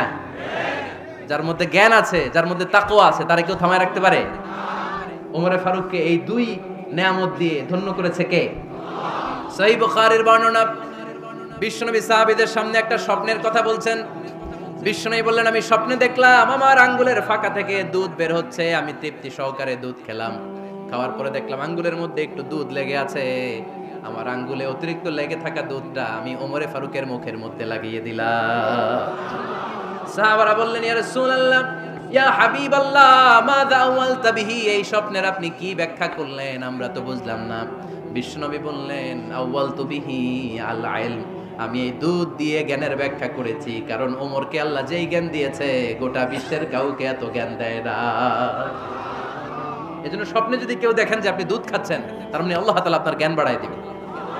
ওমর ফারুককে দুধ খেয়ে অতিরিক্ত দুধের অংশটা বিশ্বনবী আবু বকর রাদিয়াল্লাহু তাআলা আনহুর মুখে দেন নাই, সাইয়েদনা উসমানের মুখে দেন নাই, আলী রাদিয়াল্লাহু তাআলা আনহুর মুখে দেন নাই। স্বপ্নে ওই অতিরিক্ত লেগে থাকা দুধটা বিশ্বনবী ওমর ফারুকের ঠোঁটের মধ্যে লাগিয়ে দিয়েছেন। এই হাদিস থেকে প্রমাণ হয় আল্লাহ তাআলা জ্ঞানের নিয়ামতে সাইয়েদনা ওমর ফারুককে ধন্য করেছেন। আবার বুখারীর বর্ণনা, বিশ্বনবী সাল্লাল্লাহু আলাইহি ওয়াসাল্লাম আরেকটা স্বপ্নের বর্ণনা দিচ্ছেন। তিনি বললেন, তোমাদের সবাইকে স্বপ্নে আমার সামনে দাঁড় করানো হলো, আমি দেখলাম তোমাদের কারো জুব্বা নাভি পর্যন্ত, কারো জুব্বা হাঁটু পর্যন্ত, কারো জুব্বা টাকনু পর্যন্ত। ওমর ফারুককে যখন স্বপ্নে আমার সামনে দাঁড় করিয়ে দেয়া হলো, আমি দেখলাম ওমরের জুব্বা এত লম্বা, ওমর টেনে হিচড়ে তার জুব্বা নিয়ে সামনে হেঁটে যাচ্ছে। সাহাবারা বললেন, ফামাযা আওয়ালতা বিহি ইয়া রাসূলুল্লাহ, ও আল্লাহর রাসূল, এই স্বপ্ন দিয়ে আপনি কি বোঝাতে চাইলেন, আমরা কিছু বুঝলাম না। বিশ্বনবী বললেন, আওয়ালতু বিহি আদ-দ্বীন, আমি এই হাদিসের দ্বারা দ্বীনের ব্যাখ্যা করলাম, যার জামা যত লম্বা তার দ্বীনদারি তত বেশি। সুবহানাল্লাহ, আসতে পড়েন। স্বপ্ন দেখলেন কোন সাহাবীর জুব্বা নাভি, কোন সাহাবীর হাঁটু, কারোটা টাকনু, কিন্তু ওমর ফারুকের জুব্বা এত লম্বা, ইয়াজুরু সাওবাহু, তিনি তার জুব্বা টেনে হিচড়ে যাচ্ছেন। বিশ্বনবী বললেন, এটা দ্বারা আমি দ্বীন, আমি তাকওয়া, দ্বীনদারি, তাকওয়া এটার ব্যাখ্যা করেছি। তার মানে ওমর ফারুকের তাকওয়ার সামনে সব তাকওয়া পানি হয়ে যাবে। কোন সুবহানাল্লাহ। আল্লাহ তাআলা সাইয়েদনা ওমর ফারুককে দ্বীনের জ্ঞান দিয়েছেন, তাকওয়া দিয়েছেন। যুবক ভাইরা, যাকে আল্লাহ তাআলা দ্বীনের জ্ঞান দেয়, যাকে আল্লাহ তাআলা তাকওয়ার এই গুণ দিয়ে সমৃদ্ধ করে, তার জন্য গোটা বিশ্বের সব দরজাগুলোকে ওপেন করে দেয় কে? কত বড় মুত্তাকি ছিলেন সাইয়েদনা ওমর ফারুক। মদিনার সমাজে কয়জন মুনাফিক ছিল বিশ্বনবী ছাড়া কেউ বলতে পারতেন না। বিশ্বনবী কোন সাহাবীকে মুনাফিকদের লিস্ট দিয়ে যান নাই, একজন সাহাবী ছাড়া। দেখি কেউ বলতে পারেন কিনা ওই সাহাবীর নাম? কি নাম? হুযায়ফা ইবনুল ইয়ামান রাদিয়াল্লাহু তাআলা আনহু। ওনাকে বলা হতো সাহিবু সিররি রাসূলিল্লাহ, আল্লাহ রাসূল সাল্লাল্লাহু আলাইহি ওয়াসাল্লামের গোপন তথ্যের ধারক বাহক। সুবহানাল্লাহ পড়বেন না? বিশ্বনবী ইন্তেকালের আগে মদিনার সমাজে মোট কয়জন মুনাফিক আছে, এই তথ্য আবু বকরকে বলেন নাই, ওমর রাদিয়াল্লাহু তাআলা আনহুকে বলেন নাই, উসমান রাদিয়াল্লাহু তাআলা আনহু, আলী রাদিয়াল্লাহু তাআলা আনহু, আশারাতুল মুবাশশিরিন বিল জান্নাহ কোন সাহাবীকে বলেন নাই। শুধুমাত্র কেবলমাত্র একমাত্র হুযায়ফা ইবনুল ইয়ামান রাদিয়াল্লাহু তাআলা আনহুর কাছে মুনাফিকদের লিস্টে বিশ্বনবী দিয়ে গিয়েছেন। সুবহানাল্লাহ পড়ে। মদিনায় কারা কারা মুনাফিক কেউ জানতো না হুযায়ফা ছাড়া। কে ছাড়া? নামটা আজকে মুখস্থ করেন, যাতে অন্য কোনো ওয়াজে কেউ জিজ্ঞেস করলে বলতে পারেন। মুনাফিকদের লিস্ট যে সাহাবীর কাছে বিশ্বনবী দিয়ে গিয়েছিলেন, সাহাবীর নাম কি? নাম? নামটা কেমন লাগে? ভালো লাগে? অনেকে আমারে জিজ্ঞেস করে, হুজুর আমার ছেলে হবে আগামী মাসে, একটা নাম দেন। নাম দিয়ে দিলাম হুযায়ফা। যাদের হবে ছেলে, এলাকায় যাদের নেক্সট কয়েক মাসে ছেলে হবে, খালি হুযায়ফা চলবে। কি চলবে? ভাল লাগে? নামটা ভাল লাগে? রাইখেন, অনেক সুন্দর নাম। উনি জানতেন মুনাফিক কারা। দেখেন ওমর ফারুকের তাকওয়ার লেভেলটা কত হাই। ওমর ফারুক একদিন হুযায়ফা রাদিয়াল্লাহু তাআলা আনহুর কাছে গেলেন, যে বললেন হুযায়ফা, বিশ্বনবী আনছে কালের আগে মুনাফিকদের নামের লিস্টটা কারো কাছে দেয় নাই, আমার জানা নাই, সাইয়েদনা আবু বকরের জানা নাই, কোন সাহাবীর জানা নাই, তুমি ছাড়া। আমি তোমার কাছে জানতে চাই, আমি ওমরের নামটা ওই মুনাফিকদের খাতায় আছে কিনা আমার একটু বলো। আমার ওমরের নামটা ওই মুনাফিকদের লিস্টিতে একটু আছে কিনা, নামটা একটু বলো। যদি থাকে আমি ভালো হয়ে যাব, আমি নেফাকি দূর করে পাক্কা মুমিন হতে চাই। আমার নাম যদি মুনাফিকের লিস্টে থাকে আমি তো শেষ। হুযায়ফা চোখের পানি ছেড়ে দিয়ে বলে, আমিরুল মুমিনিন, কেমন প্রশ্ন করলেন আপনি? আপনি বিশ্বনবীর শ্বশুর, এই উম্মতে আপনার পজিশন 3 নাম্বার। আপনারে মুনাফিকরা ভয় পায়, শয়তান আপনারে ভয় পায়। আপনি জান্নাতে সব বয়স্ক লোকদেরকে নিয়ে জান্নাতের মধ্যে আগে আগে ঢুকবেন, কেমন করে মুনাফিকদের কাতারে আপনার নাম থাকতে পারে ওমর? সুবহানাল্লাহ পড়ে। কি বিনয়ী, কি তাকওয়া। হুযায়ফাকে যে ধরতেন, হুযায়ফা একটু বলো না আমার নামটা মুনাফিকদের লিস্টিতে আছে কিনা। ওমরে ফারুকের যদি এই টেনশন থাকে যে আমি মুনাফিক হয়ে গেলাম কিনা, আমাদের এই টেনশন থাকার দরকার আছে না নাই? হ্যাঁ, যেন সব সময় আল্লাহর কাছে দোয়া করতে হবে, আল্লাহ তুমি নেফাকি থেকে আমাদেরকে বাঁচাও। আরো জোরে পড়েন আমিন। ওমরে ফারুক রাদিয়াল্লাহু তাআলা আনহু আমাদের সুপার হিরো, আমাদের সবাই বলেন আমাদের। উনি কত বড় সুপার হিরো শুনেন। উনি জুমার খুতবা দিচ্ছেন। কি দিচ্ছেন? মসজিদে নববীতে খুতবার মাঝখানে হঠাৎ বললেন, ইয়া সারিয়াতাল জাবাল, ইয়া সারিয়াত ইবনে জানিমিল জাবাল। এই কথা বলেই আবার খুতবা দিতে শুরু করলেন। উনার এই ইয়া সারিয়াত ইবনে জানিমিল জাবালের সাথে আগের কথারও কোনো মিল নাই, পরের কথারও কোনো মিল নাই। জুমার নামাজের পর মুসল্লি সাহাবারা ধরলেন, বললেন, ইয়া আমিরাল মুমিনিন। খুতবার মাঝখানে হঠাৎ করে ইয়া সারিয়াত ইবনে জালিমিল জাবাল বলে আপনি চিৎকার করলেন কেন? আপনার এই বাক্যের সাথে আপনার খুতবার আগের বাক্যের কোনো মিল নাই, আপনার খুতবার পরের বাক্যেরও কোনো মিল নাই। এই কথা আপনি কারে বললেন, কারে উদ্দেশ্য করে বললেন? এই কথার তাৎপর্য কি আমাদেরকে বুঝিয়ে বলেন। ওমরে ফারুক বললেন, আমি যখন খুতবা দিচ্ছি আমি দেখতে পেলাম ওই যে কয়েক মাস আগে আমি আমার মুসলিম সেনাবাহিনী পারস্যে আক্রমণের জন্য পাঠিয়েছি, বর্তমান ইরান, ইরানের ওই বিশাল এলাকাতে পারস্যে আমি আমার ব্যাটালিয়ন পাঠিয়েছি। আমি হঠাৎ করে দেখতে পেলাম আমার মুসলিম বাহিনীর সেনাপতি যুদ্ধের এক পর্যায়ে তার ডানে আছে উপত্যকা, বায়ে আছে পাহাড়, সে পাহাড়ি রাস্তা ছেড়ে দিয়ে উপত্যকার দিকে যেতে শুরু করেছে। আমি দেখতে পেলাম আমার মুসলিম বাহিনী যদি উপত্যকার দিকে ছুটে বেড়ায়, কাফির মুশরিকরা আমার মুসলিম বাহিনীকে কচুকাটা করে ফেলবে। তাই আমি এখান থেকে তাদেরকে কমান্ড দিয়ে বলেছি, ইয়া সারিয়াতাল জাবাল, উপত্যকার দিকে নয় পাহাড়ের দিকে যাও, তাহলেই তোমাদের বিজয় নিশ্চিত হয়ে যাবে। উপত্যকার দিকে যেও না, ইলাল জাবাল, ইলা সারিয়াতিল জাবাল, পাহাড়ের দিকে ছোট। সাহাবারা অবাক, ঘটনা কি? উনি বসে আছেন মদিনায় মসজিদে নববীর মিম্বারে দাঁড়িয়ে, উনি যদি ইয়া সারিয়াতাল জাবাল বলে এটা কি ইরানে যাবে নাকি? ও মিয়া, তখনকার সময়ে বর্তমানের মতো মোবাইল ছিল নাকি, ইন্টারনেট ছিল নাকি, কিছু ছিল? খালি মুখে আমি যদি বলি ইয়া সারিয়াতাল জাবাল, এটা ইরানে যাবে, ইন্ডিয়া যাবে, ঢাকায় তো যাবে না, ফরিদপুর শহরেই তো বসবে না, ঠিক কিনা? কিন্তু এটা আমিরুল মুমিনিন, বিশ্বাসী সাহাবারা বিশ্বাস করে নিল। কিছু মুনাফিক ছিল, এরা কয় না জামেলাস, এটা তো সম্ভব না, এক কাজ করি, এই সেনাপতি যখন বিজয়ী বেশে মদিনায় ফিরে আসবে আর আমরা ধরবো। এরা দিন গুনতে লাগলো, এই সেনাপতি মুসলিম বাহিনী নিয়ে পারস্য জয় করে কবে ফিরে আসবে। এই মুনাফিকের দলগুলো কখনো সেনাবাহিনীকে অভ্যর্থনা জানাতে যেত না, কিন্তু এইবার সবার আগে মদিনার উপকণ্ঠে যে সেনাপতিদেরকে অভ্যর্থনা জানানোর জন্য ফুল নিয়ে রেডি, ফুল নিয়ে দাঁড়ায় আছে। সেনাপতি ঢুকার সাথে সাথে ধরছে, এই সেনাপতি কোত্থেকে আসছে? কয় পারস্য জয় করে আসছি। কয় এমন এমন দিন, জুমার দিন দুপুর বেলা যুদ্ধের মাঝখানে আমিরুল মুমিনিনের কণ্ঠের কোন কথাবার্তা শুনছো নাকি? সেনাপতি অবাক, কয় তোমরা জানলা কেমনে? শুনছি তো। সুবহানাল্লাহ পড়বেন না? আমরা যুদ্ধে একটা ভয়ঙ্কর অবস্থার মধ্যে ছিলাম, পেছন থেকে শত্রু আমাদেরকে আক্রমণ করতে শুরু করে দিল। ডানে যাব না বায়ে যাব, সামনে যাব নাকি পেছনে যাব, রাস্তা খুঁজে পাচ্ছি না। ডান দিকে ছিল আমাদের উপত্যকার রাস্তা, বাঁ দিকে ছিল পাহাড়ি পথ, আমরা সোজা পথ হবে মনে করে উপত্যকার দিকে ছুটতে আরম্ভ করলাম। হঠাৎ করে আমিরুল মুমিনিনের কণ্ঠ বজ্র কণ্ঠে আমার কানের মধ্যে ভেসে আসলো। আমার মনে হলো আমিরুল মুমিনিন কেমন যেন আমাকে কমান্ড দিচ্ছেন আর বলছেন, ইয়া সারিয়াতাল জাবাল, ডান দিকে উপত্যকার পথে নয়, তাড়াতাড়ি পাহাড়ের দিকে সৈন্যবাহিনী নিয়ে উঠে যা। পাহাড়ের দিকে, ডানে না। This is wrong track and this is the right track. ওই দিন যদি ওমরে ফারুকের ওই গাইডলাইন, আমিরুল মুমিনিনের কমান্ড যদি আমি না শুনতাম, আজকে বিজয়ের বেশে ফিরতেও পারতাম না, আমাদের চেহারাও তোমরা দেখতে পেতে না। ওমরে ফারুকের ওই কমান্ড, ওই গাইডলাইন অদৃশ্য থেকে শোনার কারণে এই পারস্যের মধ্যে আমাদেরকে সেই যুদ্ধে বিজয় দান করেছে কে? দিস ইজ ওমরে ফারুক, দিস ইজ ওমরে ফারুক। বিশ্বনবী বলছেন, ওমর, মা লাকিয়াকা শাইতানু সালিকান ফাজ্জান ইল্লা সালাকা ফাজ্জান গায়রা ফাজ্জিক। ওমর, শয়তান ইবলিস যদি তোমার কোনো রাস্তা দিয়ে হাঁটতে দেখে, শয়তান ওই রাস্তা রেখে দিয়ে অন্য রাস্তা দিয়ে হাঁটে। সুবহানাল্লাহ বাড়িতে যায় বললেন। কে বলতেছে? বিশ্বনবী। কার ব্যাপারে?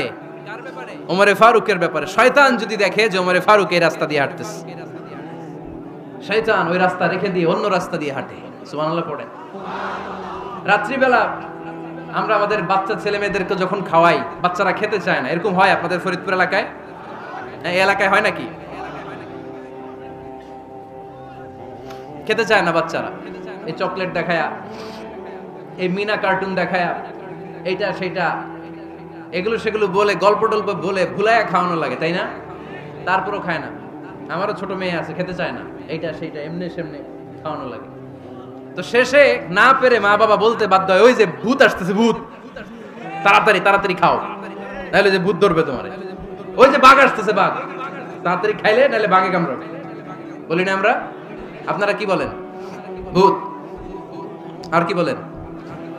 হ্যাঁ হ্যাঁ, আচ্ছা, এক এক জায়গায় এক একটা আমরা বলি, ভূত আসবে, বাঘ খাবে, ভাল্লুক খাবে, তাড়াতাড়ি খাও। মদিনাতে যখন ওমরে ফারুক আমিরুল মুমিনিন, মদিনার মায়েরাও বাচ্চাদেরকে খাওয়াতে পারতো না, ছোট্ট মেয়েদেরকে খাওয়াতে পারতো না, খাওয়া নিয়ে যন্ত্রণা করতো। বাচ্চারা যখন মদিনায় খেতে চাইতো না রাত্রি বেলায়, মদিনার মায়েরা বলতো, তাড়াতাড়ি খাও, হা হুয়া ইয়াতি উমর, হা হুয়া ইয়াতি উমর, তাড়াতাড়ি খা, নাইলে ওই যে ওমর আসতেছে, Omar. This is our superhero সাইয়েদনা ওমর ফারুক রাদিয়াল্লাহু তাআলা। শুধু শয়তানি ভয় পেত না, মুনাফিকরাও ভয় পেত, জমের মতো ভয়। শুধু তাই না, আমাদের আম্মাজান বিষ্ণু ইসা ইসলামের স্ত্রীরাও ওমর ফারুককে ভয় পেতেন। সুবহানাল্লাহ কবেন না? মাঝে মাঝে বিষ্ণু ইসা ইসলামের সাথে আম্মাজান আয়েশার ঝগড়া হতো, হতো না? আপনাদের ফ্যামিলিতে ঝগড়া হয়? হয় না? হয় না? কার কার দেখি করে আল্লাহ, অনেক আল্লাহর ওলি আছে তো এই জায়গায়, ঝগড়া হয় না? কি কথা কয়, ঝগড়া হয় না বলে?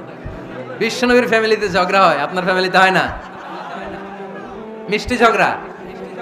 আর ও বিয়েই করে নাই।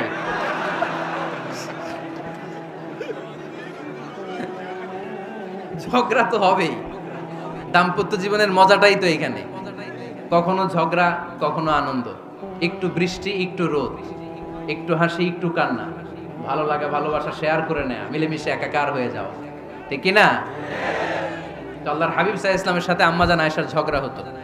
তো একদিন ঝগড়া হয়ে দুইজন রেগে আছে। খবরদার দুইজন রেগে থাকবেন না, আবার একজন রাগলে আরেকজন থেমে যাবেন, কারণ এই ছোট্ট ঝগড়া থেকে এটা অনেক সময় বিচ্ছেদের দিকে গড়ায়। আমার প্রিয় ফরিদপুরবাসী, ভাবি রেগে গেলে আপনি রাইগেন না, ওই দিন আপনি একটু ঠান্ডা থাকেন। আবার আপনি রেগে গেলে, আমার মাইকের আওয়াজ যদি ভাবিরা শুনেন, আপনারা রেগে যায় না, একটু ঠান্ডা থাকবেন। দুইজনে রেগে গেলে তো তৃতীয় বিশ্বযুদ্ধ শুরু হবে, তাই না? একজন রেগে গেলে আরেকজন ঠান্ডা, কারণ এই সামান্য ঝগড়া থেকে ইগোর কারণে এটা বিচ্ছেদ আর ডিভোর্স পর্যন্ত গড়ায়। আর শয়তান এখানে উস্কানি দেয়, কারণ ইমানদারদের ফ্যামিলি ভাঙতে পারলে শয়তান সবচেয়ে বড় খুশি হয়, আর ইমানদারদের ফ্যামিলি টিকে থাকলে খুশি হয়ে যায় কে? আম্মাজান আয়েশা রাদিয়াল্লাহু তাআলা আনহার সাথে বিষ্ণু ইসা ইসলামের ঝগড়া হতো মাঝে মাঝে।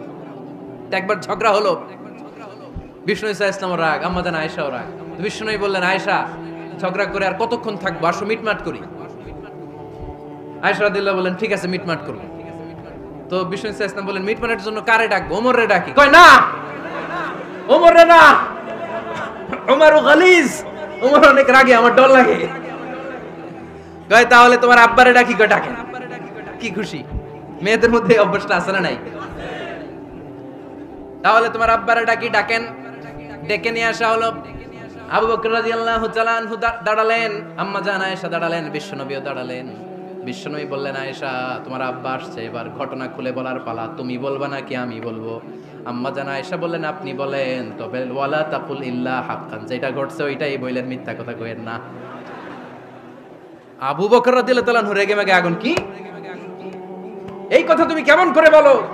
বিশ্বনবী কি মিথ্যা কথা কখনো বলবে? রেগে মেগে দিলেন মেয়ের গালে এক চড়। বানিয়ে বলতেছি না, মুসনাদ আহমদ ইবনে হাম্বলের হাদিস। বাবার হাতের থাপ্পড়কে আম্মা জান আয়েশা উল্টে বললেন। সাইয়েদনা আবু বকর রাগে গড়গড় করছেন, আবার মারার জন্য তেড়ে গেলেন। এবার বাঁচার জন্য আম্মা জান আয়েশা বিশ্বনবীর পিছনে যে আশ্রয় নিলেন, বিশ্বনবী বাঁচানোর জন্য দুই হাত মেলে দাঁড়িয়ে গেলেন। পড়েন সুবহানাল্লাহ। বিশ্বনবী যখন দুই হাত মেলে দাঁড়িয়ে গেলেন, সাইয়েদনা আবু বকর রাদিয়াল্লাহু আনহু থেমে গেলেন। সাইয়েদনা আবু বকর রাদিয়াল্লাহু তাআলা আনহু ঘর থেকে বের হয়ে বারান্দায় দাঁড়ালেন। পড়েন সুবহানাল্লাহ। এবার বিশ্বনবী আম্মা জান আয়েশার কাছে যেয়ে বলেন, ইয়া আয়েশা কাইফা রাআইতিনি আনকাসতুকি মিনার রাজুল, দেখছো কেমনে বাঁচাইলাম? আমি না থাকলে ভর্তা বানাই ফেলতো আজকে। আমি বাঁচাইছি তোমারে, আমি আমার লগে ঝগড়া করো তুমি। লজ্জায় পড়ে আম্মা জান আয়েশা খিলখিল করে হেসে দিলেন, বিশ্বনবীও হেসে দিলেন। দুইজনের হাসির মধুর আওয়াজ শুনে সাইয়েদনা আবু বকর বাইরে থেকে অবাক, কিরে এতক্ষণ না ঝড় তুফান, এখন দেখি হাসি। সালাম দিয়ে অনুমতি নিয়ে ভিতরে ঢুকলেন। ঢুকে দেখেন আম্মা জান আয়েশাও হাসে, বিশ্বনবীও হাসে। এই হাসি দেখে আবু বকর রাদিয়াল্লাহু আনহু হেসে দিলেন। আরশের উপর থেকে খুশি হয়ে গেলেন কে? এবার সাইয়েদনা আবু বকর রাদিয়াল্লাহু তাআলা আনহু বললেন, ইয়া রাসূলুল্লাহ আশিকানি ফি সিলমিকুমা কামা আশরাকতুমানি ফি হারবিকুমা। ও নবী, যুদ্ধ লাগলে, দুইজন যুদ্ধ লাগলে মীমাংসার জন্য যেমনি আমারে ডাকেন, এরকম হাসি আর আনন্দের মুহূর্তেও আমারে একটু ডাকেন। আশিকানি ফি সিলমিকুমা কামা আশরাকতুমানি ফি হারবিকুমা। নবী, আপনাদের মধ্যে ঝগড়া লাগলে সন্ধি করার জন্য আমারে যেমনি ডাকেন, আপনাদের হাসি খুশি আনন্দ খুনসুটি এই মজাদার মুহূর্তগুলোতে আমারে বঞ্চিত রাখেন না, আমার একটু ডাকেন। সুবহানাল্লাহ পড়েন। এই মুসনাদ আহমদ ইবনে হাম্বলের হাদিস শোনার উদ্দেশ্য হচ্ছে, বিশ্বনবী প্রথমে ওমরে ফারুকের নাম বলেছিলেন। সাইয়েদনা আয়েশা বলে, না আমি ডরাই। হাইবাত, দিস ইজ কল্ড হাইবাত ওমর।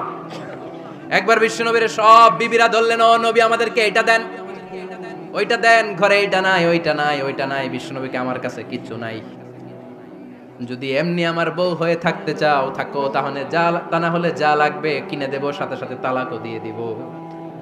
কিছু দিতে পারবো না, আমার নাই তো, সামর্থ্য নাই। কিন্তু বিবিরাও ছাড়া না, এটা দেন ওইটা দেন। বিশ্বনবী রহমতের নবী, বিবিদেরকে বুঝাতেও পারেন না, বিবিরা আবদার করতেছে, নবী এটা লাগবে ওইটা লাগবে। ইন দ্য মিন টাইম বিশ্বনবী একজনের সালাম শুনতে পেলেন। কে যেন দরজায় দাঁড়িয়ে বলতেছে, আসসালামু আলাইকুম। বিশ্বনবী দরজার দিকে তাকালেন, তাকিয়ে বললেন, ওয়া আলাইকুমুস সালাম। আর বুঝতে পারলেন এটা আমার ওমরের সালাম।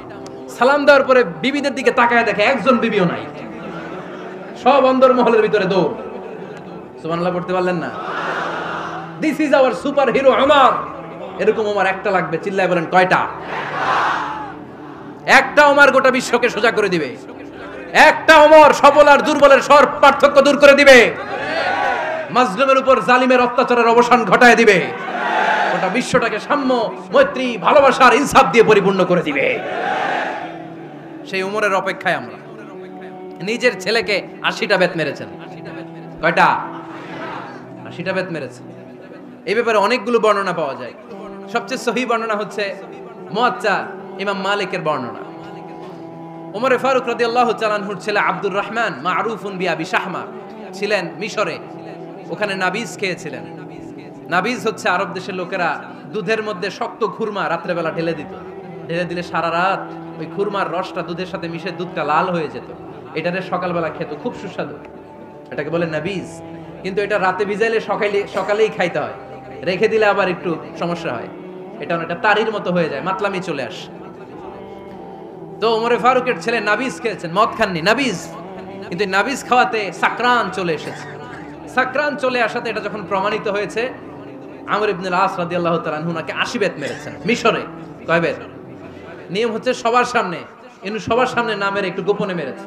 এই তথ্য যখন ওমরে ফারুকের কাছে এসেছে, উনি বললেন, না, মারতে হবে সবার সামনে, আলাদা মারলা কেন? ও মদিনায় ফিরে আসলে আমি আবার 80টা মারব। মদিনায় ফিরে আসার পরে সাইয়েদনা ওমরে ফারুক ওই আগের 80টারে আর ধরেন নাই, নিজ হাতে আবার 80টা বেত মেরেছেন। এই বেত মারার 1 মাস পরে এই আবু শাহমা ইন্তেকাল করেছে। অনেক ঐতিহাসিক বলে এই বেতের আঘাতে মরেছে, কেউ কেউ বলেছে নিজের রোগের কারণে মরেছে। কিন্তু দিস ইজ দ্য ইনসাফ সিস্টেম অফ উমর। নিজের ছেলে বলে ছেড়ে দেয় নাই। এখন নিজের ছেলে হইলে 7 খুন মাফ, না তার ছেলে হইলে 10 খুন মাফ, এলাকার মোড়লের ছেলে হইলে 10 খুন মাফ। নো পার্সিয়ালিটি ইন ইসলাম। ইসলামে পার্সিয়ালিটি নাই। আপনি নেতার ছেলে হন, আপনি বিজনেস ম্যাগনেটের ছেলে হন, আপনি যেই হন না কেন, ইসলামের দৃষ্টিতে সবাই সমান। চিল্লায় বলেন ঠিক কিনা? বানু মাখজুমিয়া গোত্রের এক নারী চুরিতে ধরা পড়ল। সাহাবারা বললেন, নবী, মদিনার সবচেয়ে ভেরি প্রেস্টিজিয়াস এন্ড ডিগনিফাইড ফ্যামিলির মেয়ে, আপনি হাত কাটেন না, কারণ ইসলামের নিয়ম চুরি করলে কি কেটে দাও। বিশ্বনবী বললেন, বলো কি? হাত না কাটার জন্য তোমরা আমাকে রেকমেন্ড করছো? এটা আল্লাহর আইন। পৃথিবীর কেউ রেকমেন্ড করলো শোনার ক্ষমতা আমার নাই, কারণ আইনটা দিয়েছে কে? লাউ কানাত ফাতিমাতু বিনতি মুহাম্মাদিন সারাকাত লাকাতা মুহাম্মাদুন ইয়াদাহা। আরে বনু মাখজুমিয়া মেয়ে তো দূরের কথা, আমার কলিজার টুকরা ফাতেমাও যদি আজ চুরিতে ধরা পড়তো, তার হাত কেটে দিতে আমি 1 মিনিটও দেরি করতাম না। দিস ইজ ইসলাম। এই হচ্ছে ওমরে ফারুকের মানাকিব। এরকম ওমরে ফারুক কয়টা লাগবে? আওয়াজ করে বলতে হবে, কয়টা লাগবে?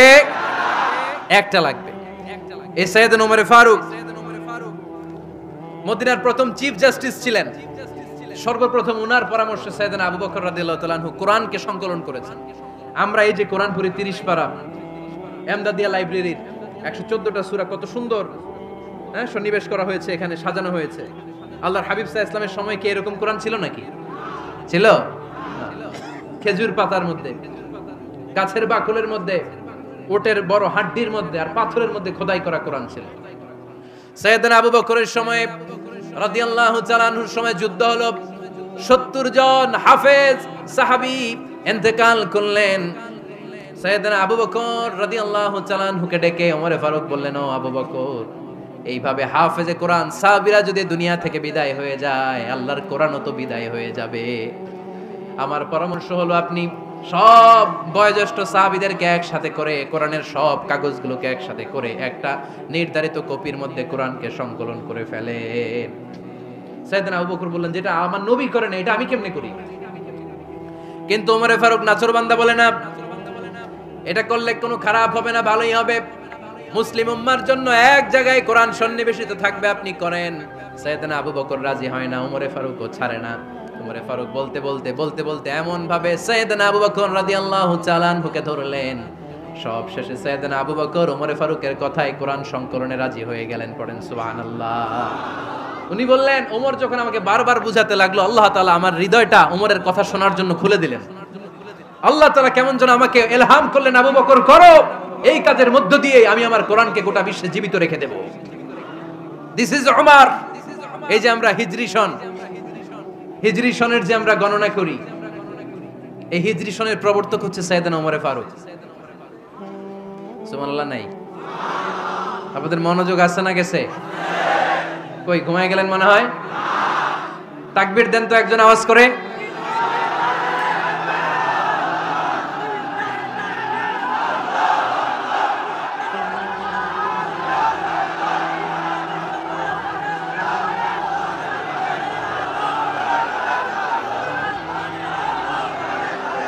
মাশাআল্লাহ মাশাআল্লাহ। বসেন বসেন, এখনই শেষ করে দেব কিছু সময়ের মধ্যে। আমরা একসাথে বিদায় নিব ইনশাআল্লাহ। ওঠা বসা করবেন না, ওঠা বসা করবেন না, বসেন।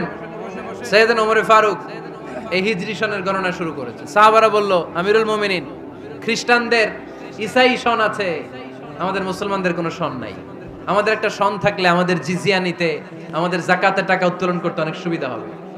ওমর ফারুক বললেন, তাহলে কোন সালকে হিজরি, কোন সালকে মুসলিম সাল হিসেবে আমরা ঘোষণা দিতে পারি? একজন বলল, আমার নবী যেই সালে জন্মগ্রহণ করেছেন ওই সালে।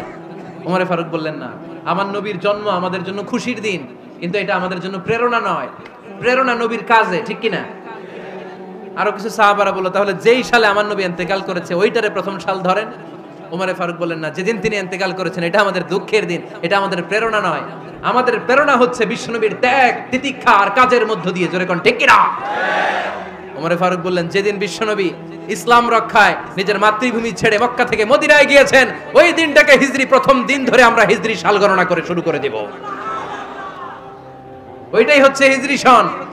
সেখান থেকে হিজরি সনের প্রবর্তন করেছেন সাইয়েদনা ওমর ফারুক রাদিয়াল্লাহু তাআলা আনহু।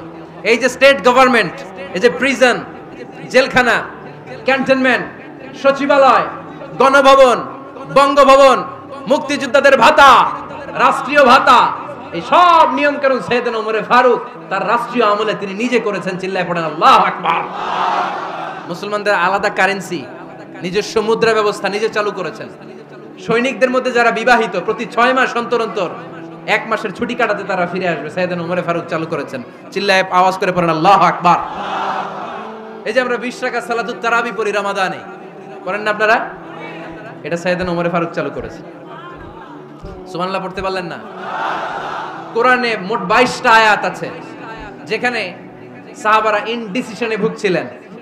বিশ্বনবীর মত একটা, ওমর ফারুকের মত আর একটা। এই 22 জায়গায় আল্লাহ তাআলা বিশ্বনবীর মতের পক্ষে আয়াত নাজিল না করে ওমর ফারুকের মতের পক্ষে কোরআনের আয়াত নাজিল করেছেন। আওয়াজ করে পড়েন আল্লাহু আকবার। এদিকে উঠলেন কেন আপনারা? যারা উঠছেন আমার দিকে তাকান।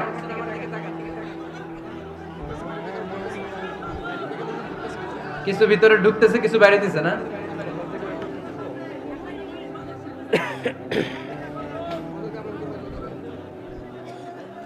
সাইয়েদনা ওমর ফারুক, আমরা সাহাবীদের জীবন চরিত পড়তে চাই না, কত যে অনুপ্রেরণামূলক দৃষ্টান্ত সাইয়েদনা ওমর ফারুক আমাদের জন্য রেখে গিয়েছে। ওমর ফারুক যখন খলিফা, দিনের বেলায় যদি রাষ্ট্রে কোনো নিয়ম জারি করতেন, দিনের বেলায় জনগণকে কোনো বিষয়ে যদি নিষেধ করতেন, রাত্রে বেলায় খাওয়ার সময় ফ্যামিলি মেম্বারদের সবাইকে বলতেন, এই দিনের বেলা আমি জনগণকে এই কাজ করতে নিষেধ করেছি, তোমরা আমার ফ্যামিলি মেম্বার, খবরদার তোমরা এই কাজ করো না। জনগণ করলে যতটুকু শাস্তি, তোরা করলে পাবি ডবল শাস্তি। সুবহানাল্লাহ কইবেন না? আমাদের নেতারা ওই বাড়ির বিচার করে, ওই বাড়ির মাইয়ার বিচার, ওই বাড়ির পোলার বিচার, নিজের পোলা গাঞ্জা টানে আছে না নাই? নিজের মেয়ে অপরাধ করে আছে না নাই? কি নেতা ছিলেন ওমর ফারুক! আগে নিজের ঘর সামলিয়েছেন, আগে নিজেকে সামলিয়েছেন, নিজের ঘর ঠিক করেছেন। বলেছেন জনগণ করলে যত ব্যাদ, তোরা করলে double bad. This is call leader, ঠিক কি না? এক বাবা এসে বললেন, ওমর ফারুক আমার ছেলে কথা শুনে না, বেয়াদব। ওমর ফারুক ছেলেরে ডাকলেন, বাবা তুমি তোমার আব্বাজানের কথা শুনো না, এটা তো কবিরা গুনাহ। ছেলে বলে, ওমর ফারুক সব দায় দায়িত্ব আল্লাহ ছেলে মেয়েদেরকে দিয়েছে, বাবা মাকে কোনো দায়িত্ব দেয় নাই। ওমর ফারুক বললেন, অবশ্যই দায়িত্ব দিয়েছে। তাহলে বলেন আমার বাবার দায়িত্ব কি? উনি বললেন, প্রাইমারিলি প্রথমত 3 দায়িত্ব। আইয়ান তাকিয়া উম্মা, পৃথিবীর প্রতিটি বাবার উচিত ছেলেদের মেয়েদের জন্য ভালো মায়ের ব্যবস্থা করা। 2 নম্বরে আইয়ুহসিনা ইসমা, সুন্দর তার একটা নাম রেখে দেয়া। 3 নাম্বার ইউআল্লিমাহুল কিতাব, তার আল্লাহর কিতাব শিক্ষা দেওয়া। এবার ছেলেকে আমার আব্বা 3টার একটাও করে নাই। এবার ওমর ফারুক রেগে গেলেন, বাবার কাঁধে ধরলেন, বললেন তুই ছেলের জন্য বিচার নিয়ে আসলি, তোর 3টা দায়িত্বের একটাও তুই পালন করিস নাই। ছেলে বলে, আমিরুল মুমিনিন, আমার মা নর্তকী, আমার মা মাজুসি, আমার মায়ের মধ্যে কোনো আদব কাদব নাই, সুন্দরী দেখে আমার মারে বাবা বিয়ে করছে, আমার মায়ের কাছ থেকে জীবনে কিছু শিখি নাই। 2 নাম্বার সাম্মানি খানফাসা, আমার বাবা আমার নাম রেখেছে চামচিকা। কি নাম রাখছে? এটা নাম হইলো একটা, এরকম উল্টাপাল্টা নাম আছে না নাই? না, এগুলো রাখবেন না। আব্দুল্লাহ রাখবেন, আব্দুর রহমান রাখবেন, আরেকটা কি বলছি আজকে? হুযাইফা রেখে দিয়েন, পারবেন? ওয়ালাম ইউআল্লিমনি হারফাম মিন কিতাবিল্লাহ, আমিরুল মুমিনিন। শুধু তাই না, আল্লাহর কোরআনের একটা অক্ষর আমার বাবা কোনোদিন আমারে শিক্ষা দেয় নাই। ওমর ফারুক রেগে গেলেন, এবার বাবার কান্দে ধইরা মারতে শুরু করলেন। তুই পোলার নামে বিচার নিয়ে আইছিস, তোরে বাইর দিমু আগে। এরকম নেতার দরকার আছে না নাই? মদিনায় এক লোক তার বউরে রাগের চোটে 100 তালাক দিয়ে ফেলছে। কয় তালাক দেয়ার নিয়ম? কয়টা দিছে? কয়টা? এবার স্ত্রী কাঁদতে কাঁদতে এসে বলে, আমিরুল মুমিনিন দেখেন, আমার স্বামী আমারে রেগে মেগে 100 তালাক দিচ্ছে। ওমর ফারুক বললেন, দইরা নিয়ে আয় এটারে। নিয়ে আসা হলো। ওমর ফারুক বললেন, কয়টা তালাক দিয়েছো? কয় 100টা। কেন দিছো? কয় মাথা গরম আছিল। এরকম আছে না? তালাক দেওয়ার সময় সব তালাক, তুই তালাক, তোর মা তালাক, তোর বোন তালাক, সব তালাক। তালাক দিবে ওয়াইফ রে, দিতেছে সবাই রে। তোমারে ফারুক বললেন, দিবে 3টা, 100টা দিলা কেন? কয় মেজাজ গরম ছিল। কয় দাঁড়া, আত-তালাকু মিন শাআইরিল্লাহ, তালাক হচ্ছে আল্লাহর দেয়া বিধানের একটা নিদর্শন। এটা নিয়ে তুই খামখেয়ালি করলি, আমার রায় শোন। আমার রায় হচ্ছে 3 তালাকে তোর বউ তালাক, বাকি 97 তালাক তোর পিঠের উপরে পড়বে। এরকম বিচারের দরকার আছে না নাই? এরকম দৃষ্টান্তমূলক বিচার যদি বাংলার জমিনে দেয়া হতো, আর কোন নারী ধর্ষিতা হতো, আর কোন নারীকে অ্যাসিড মারা হতো, আর কোন নারী যৌতুকের জন্য কান্না করত? একটা আমল লাগবে, বেশি না। কয়টা লাগবে? তিনি গভর্নর সিস্টেম চালু করেছিলেন, governor system, Islamic state. Bahrain, Yemen, মিসর, কুফা, বসরা, মক্কা, মদিনা, এই 7 জায়গায় 7 জন গভর্নর পাঠিয়েছেন। তাদের থেকে তথ্য নিতেন। এই গভর্নর সিস্টেম উনি বানিয়েছেন। সাইয়েদনা আমর ইবনে আল আস রাদিয়াল্লাহু তাআলা আনহুকে পাঠিয়েছেন মিশরে। মিশরে একটা দৌড় প্রতিযোগিতা হতো। ওই দৌড় প্রতিযোগিতায় আমর ইবনে আল আস রাদিয়াল্লাহু তাআলা আনহুর ছেলে অংশগ্রহণ করেছে, কিন্তু এক মিশরি ওই দৌড় প্রতিযোগিতায় চ্যাম্পিয়ন হয়ে গেছে। রানার্স আপ হয়েছে আমর ইবনে আল আসের ছেলে। এবার মিশরি ফার্স্ট আর গভর্নরের ছেলে সেকেন্ড। রাগের চোটে আমর ইবনে আল আসের ছেলে ওই মিশরির মাথার মধ্যে কয়েকটা বাড়ি মেরেছে। মিশরি বলে, আমার মারলা কেন? তুমি খেলায় পারো না, আমারে মারলা কেন? কয়, আনা ইবনুল আকরামিন, আমি গভর্নরের পোলা, আমি যা বলবো এটাই হবে, আমার উপরে কথা নাই। মিশরি ওইখানে আর ঝগড়া বাঁধায় নাই, মনে দুঃখ নিয়ে মদিনায় চলে আসলেন। এসে বললেন, আমিরুল মুমিনিন, আপনি আমর ইবনুল আস রাদিয়াল্লাহু তাআলা আনহুকে মিশরের গভর্নর বানিয়ে পাঠিয়েছেন। একটা প্রতিযোগিতায় আমি চ্যাম্পিয়ন হয়েছি, ওনার ছেলে হয়েছে রানার আপ। কেন সে চ্যাম্পিয়ন হতে পারে নাই? এই কারণে আমার মাথায় লাঠি দিয়ে 3টা বাড়ি মেরে বিচারটা দিছে কার দরবারে? কথা বুঝেন নাই বোধহয়? ওমর ফারুকের দরবার। ওমর ফারুক বললেন, তাই আগামী বছরের অমুক তারিখ আমি সব গভর্নরদেরকে ডেকে হিসাব নিতে, ওই দিন তুই থাকবি, পারবি না? মিশরে বলে, পারবো। মানে অবশ্যই পারবো। ওই দিন 7 রাজ্য থেকে 7 গভর্নর হাজির, গভর্নরদের ছেলেরাও হাজির, মিশরীয় হাজির। 7 গভর্নরের কাছ থেকে 7 এলাকার খোঁজ খবর নেয়ার পরে ওমরে ফারুক বললেন, আইন আল মিসরি, মিশরি লোকটা কই, এদিকে আয়। মিশরি সামনে আসার পরে বলল, আমর ইবনুল আস, তুমি মিশরের গভর্নর, তোমার ছেলে সহ তুমি আসো। আমর ইবনুল আস এসে সামনে বসে রইলেন। এবার বললেন, ও আমর ইবনুল আসের ছেলে, তুমি নাকি ইবনুল আকরামিন গভর্নরের ছেলে, তুমি যা বলবা মিশরে নাকি তাই হবে, তোমার নাকি অনেক দাপট। নিজে একটা লাঠি এনে মিশরীর হাতে দিয়ে বলল, এবার তোর মাথায় যতটা মারছে তুই ততটা গুনে গুনে মার, আমি দেখবো। আমর ইবনুল আস দেখবে, আমর ইবনুল আসের ছেলেরে তুই এখানে মার। সে বলতেছে, থাক, আপনি বলছেন এতেই যথেষ্ট, মারা লাগবে না, আমি মাফ করে দিলাম। ওমরে ফারুক বলল, খবরদার, মার, মার ওর মাথার মধ্যে। মিশরি ওমরে ফারুকের ধমক শুনে ভয়ে ভয়ে 3টা বাড়ি মারল। এই বাড়ি মারা দেখেও ওমরে ফারুকের হৃদয় ঠান্ডা হয় নাই। লজ্জায় আমর ইবনুল আস, বয়স হয়ে গিয়েছে, সাহাবা, মাথা তখন টাক, মাথায় চুল নাই, লজ্জায় মাথাটা হেট হয়ে মাথাটা নিচু করে রেখেছে। এবার রাগের চোটে ওমরে ফারুক বললেন, এবার আমর ইবনুল আসের টাক মাথার মধ্যে একটা মার, মার। কেন ছেলেকে শিক্ষা দিতে পারে নাই? ইয়া আমর ইবনুল আস, মাতা জাআলতুমুন নাস আবিদা, তোমরা কখন মিশরীদেরকে নিজেদের দাস বানায় নিলা? ওয়াকাদ ওয়ালাদাতুম উম্মুহুম আহরারা, আর ওদের মায়েরা তো ওদেরকে স্বাধীন সন্তান হিসেবে প্রসব করেছে।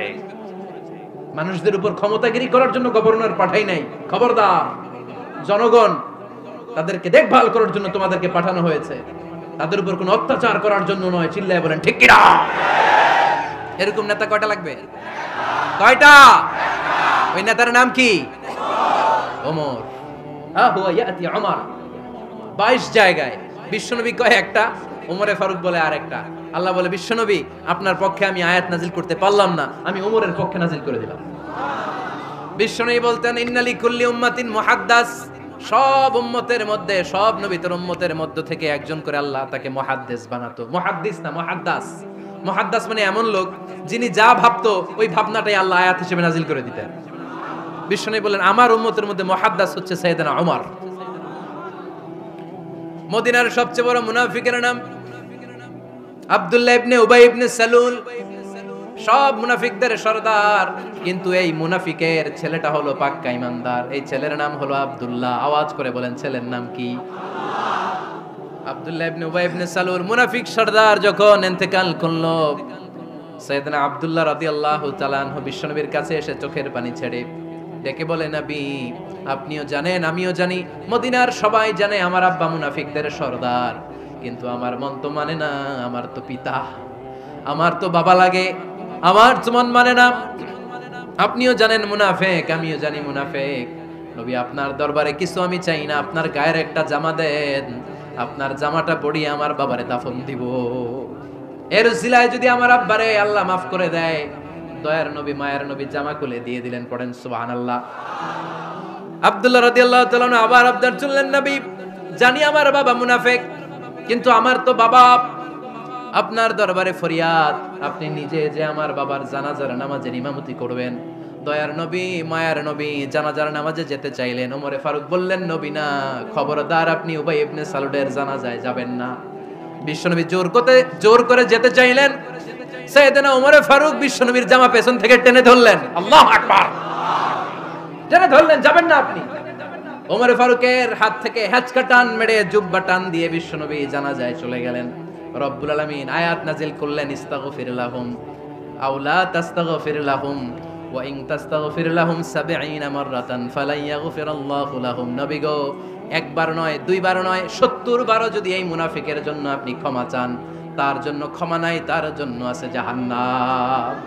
ওয়ালা তাকুম, আপনি যাবেন না আলা কবরি, কখনো তাদের জানাজায় যাবেন না। এই যে একটা ভুল করে ফেলছেন, এটা এইবারই শেষ, এরপরে আর যাবেন না। সাইয়েদনা ওমর ফারুকের পক্ষে আল্লাহ তাআলা কোরআনের আয়াত নাযিল করে দিলেন। চিল্লায় পড়েন আল্লাহু আকবার। এভাবে 22টা জায়গায় ওমর ফারুক যা বলেছে, এটা নিয়ে একটা আলাদা আলোচনা হইতে হবে, আলাদা একটা আলোচনা লাগবে যে 22টা আয়াতে আল্লাহ তাআলা বিশ্বনবীর পক্ষে কোরআনের আয়াত নাযিল না করে সাইয়েদনা ওমর ফারুকের পক্ষে আয়াত নাযিল করেছেন। চিল্লায় পড়েন সুবহানাল্লাহ। ওই ওমর ফারুককে আমাদের মডেল বানানোর দরকার আছে না নাই? ওই ওমর ফারুকের জীবনী আমাদের ছেলে মেয়েদেরকে পড়ানোর দরকার আছে না নাই? আমাদের ভবিষ্যৎ প্রজন্ম এগুলো জানে না। ওরা সালমান খান দেখে বড় হয়, ওরা শাহরুখ খান দেখে বড় হয়, ওরা ঋত্বিক রোশনকে দেখে বড় হয়। ওরা মনে করে যে এরাই বড় সুপার হিরো। আমাদের যে কত বড় সুপার হিরো আছে এরা জানেই না। নতুন প্রজন্মের কর্ণকোহরে সাইয়েদনা ওমর ফারুকের ইতিহাস পৌঁছে দেওয়ার দরকার আছে না নাই? ওমর ফারুকের ইন্তেকালের ঘটনাটা বলেই আমরা মুনাজাতের দিকে যাব। শুনবেন? শুনতে চান? উনি স্বপ্নে দেখলেন একটা লাল মোরগ ওনাকে 3টা ঠোকর মেরেছে। কয়টা? উনি জুমার নামাজে, জিলহজ মাসের শেষ সপ্তাহে জুমার নামাজে বললেন যে একটা লাল মোরগ 3টা ঠোকর মেরেছে। মুগীরা ইবনে শুবা রাদিয়াল্লাহু তাআলা আনহুর দাস আবু লুলু আল মাজুসি, এই লোকটা খঞ্জর বানাতে পারত। মুগীরা রাদিয়াল্লাহু তাআলা আনহুর দাস। মুগীরা প্রতিদিন 4 দিরহাম করে চার্জ করত, যেহেতু দাস। সে এসে বিচার দিল, আমিরুল মুমিনিন, মুগীরা আমার থেকে বেশি টাকা চায়, জুলুম করে। ওমর ফারুক বললেন, তাই? তুমি কি কাজ জানো? বলে, আমি খঞ্জর বানাতে জানি। বাড়ি কই? পারস্য। আরে তুমি খঞ্জর বানাতে জানলে তো 4 দিরহাম অনেক কম, সে তো আরো বেশি টাকা নেওয়া দরকার ছিল তোমার থেকে। আবু লুলুর এই কথা পছন্দ হয় নাই। সে কয়, ওমর তুমি সবারে দয়া দেখাও, আর আমার ক্ষেত্রে কঠিন নিয়ম বানাইলা, দাঁড়াও এই নিয়ম তোমারে আমি দেখাবো। এই রাগে সে বাড়িতে যে একটা খঞ্জর বানালো। কি বানালো? খঞ্জর চিনেন? ছোট্ট ছুরি। কিছুদিন আগে ওমানের সুলতান কাবুস ইন্তেকাল করেছে, জানেন আপনারা? ওনার এই কোমরের মধ্যে খঞ্জর থাকতো, ছবিতে দেখছেন? আরব শায়েখ যারা সুলতান আমির, কোমরে কি থাকে? ছোরা থাকে, খঞ্জর। সে বাসায় যে একটা খঞ্জর বানালো, যেই খঞ্জরের 2 মাথা, লাহু রাসান ওয়া মাকবাদাতুহু ফি ওয়াসাতি, আর ধরার হ্যান্ডেলটা মাঝখানে, এদিকেও ছুরি এদিকেও ছুরি, যাতে এইভাবে মারা যায়। সে ধার দিতে লাগলো আর বলল, ওমর দাঁড়াও তোমারে আমি দেখাবো। ওমর ফারুক মসজিদে নববীর ইমাম, ফজরের নামাজের সময় এই আবু লুলু আল মাজুসি বুরনুস পরে, চাদর পরে, লুকিয়ে লুকিয়ে, সে অগ্নি উপাসক, মুমিন নয়। ওমর ফারুক অ্যাটাক করার জন্য গেলেন মসজিদে নববীতে। ওয়াকানু ইউসাল্লুনা বিগালাস, তখন ওনারা অন্ধকারে নামাজ পড়তো। নামাজের সময় যখন হলো, লুকিয়ে লুকিয়ে প্রথম কাতারে ওমর ফারুকের পিছনে মুয়াজ্জিনের পাশেই দাঁড়ালেন, হাতে খঞ্জর। একামত হলো, ওমর ফারুক সালাত শুরু করলেন, ফজরের সালাত। আল্লাহু আকবার। নামাজ শুরু করলেন, সূরা ফাতিহা বললেন। আরেকটা সূরা যখন পড়তে যাবেন, in the mean time Abu Lulu এই খঞ্জর নিয়ে ওমর ফারুকের বুকের মধ্যে 3টা স্টেবিং করলেন। একটা মারলেন নাভির নিচে, মারার সাথে সাথে পাকস্থলী কেটে গেল। আরেকটা মারলেন পাজরে, পাজর ছিঁড়ে গেল। 3টা মারার পরে ওমর ফারুক বললেন, কতালানি আল কাল, এক কুকুর আমাকে মেরে ফেলেছে। পেছন থেকে এক সাহাবীকে টান মেরে সামনের দিকে নিয়ে গেলেন, তুমি নামাজের ইমামতি করো। আর ওমরে ফারুককে বাকিরা ধরাধরি করে পেছনে নিতে আরম্ভ করলেন। আর এই আত্মাই আক্রমণ যে করেছে, সে কাতারের মাঝখান দিয়ে যেতে আরম্ভ করলো আর দুই দিকে ছুরি মারতে আরম্ভ করলো। 13 জন সাহাবীর গায়ে ছুরি মেরেছে, 7 জন সাহাবা স্পট ডেথ, জায়গায় মৃত্যু। এই ভয়ঙ্কর অবস্থা দেখে এক সাহাবী বুরনুস, এক ধরনের জুব্বা আছে মাথাওয়ালা, অনেকে জ্যাকেট পরছেন না এরকম মাথাওয়ালা, লম্বা জুব্বা আছে, আরবরা শীতে পড়ে মাথাওয়ালা, এই মাথাওয়ালা জুব্বা বের করে এক সাহাবী জালের মতো তার দিকে উড়ায় মারল। ওই বুরনুসের মধ্যে পেঁচিয়ে আবু লুলু মাটিতে পড়ে গেল আর সুইসাইড করে ফেলল, নিজের বুকে নিজে মেরে আত্মহত্যা। যেই সাহাবীকে ইমামতির জন্য দাঁড় করালেন, উনি ছোট্ট সূরা দিয়ে প্রথম রাকাতে সূরা আল কাউসার, দ্বিতীয় রাকাতে সূরাতুল ইখলাস দিয়ে নামাজ শেষ। ওমরে ফারুক বেহুশ। ওমরে ফারুক কি বেহুশ। সবাই কান্নাকাটি করতেছে, সবাই দেখতে গেলেন, এখন হুঁশ ফিরে না। মুখের মধ্যে মুখ খুলে রাষ্ট্রের চিকিৎসক মুখের মধ্যে দুধ দিলেন, ওই নাভি দিয়ে দুধ বের হয়ে যায়, পাকস্থলী কেটে ওখান দিয়ে দুধ বের হয়ে যাচ্ছে। তারা বললো ওনারে বাঁচানো সম্ভব না, দেখেন হুঁশ ফিরে কিনা। হুঁশ ফিরলে ওনার পরে কে আমির হবে, উনি যেন প্যানেল ঠিক করে দিয়ে যায়। সবাই তাকিয়েছে ওমরে ফারুকের চোখের দিকে। আল্লাহর মেহেরবানিতে ঘন্টা খানিক পরে উনি চোখ খুললেন। চোখ খোলার পরেই বলেন নাই ও মা আমি মরে যাই। চোখ খোলার পরে উনি বলেন নাই কে মারলো আমারে। চোখ খোলার পরে উনি বলেন নাই আমার পরে নেতা কে হবে। চোখ খোলার পরে সর্বপ্রথম কথাটি ছিল আসল্লান নাস, আমার নেতৃত্বে যে ফজরের নামাজটা শুরু হয়েছিল এটাকে ঠিকমতো তোরা পড়েছিলি? আমার নেতৃত্বে যে ফজরের জামাত শুরু হয়েছিল সেটা ঠিকঠাক মতো সমাপ্ত হয়েছিল কিনা আগে বল। আসল্লান নাস, নামাজটা হয়েছে কিনা বল। সুবহানাল্লাহ কইতে পারলেন না?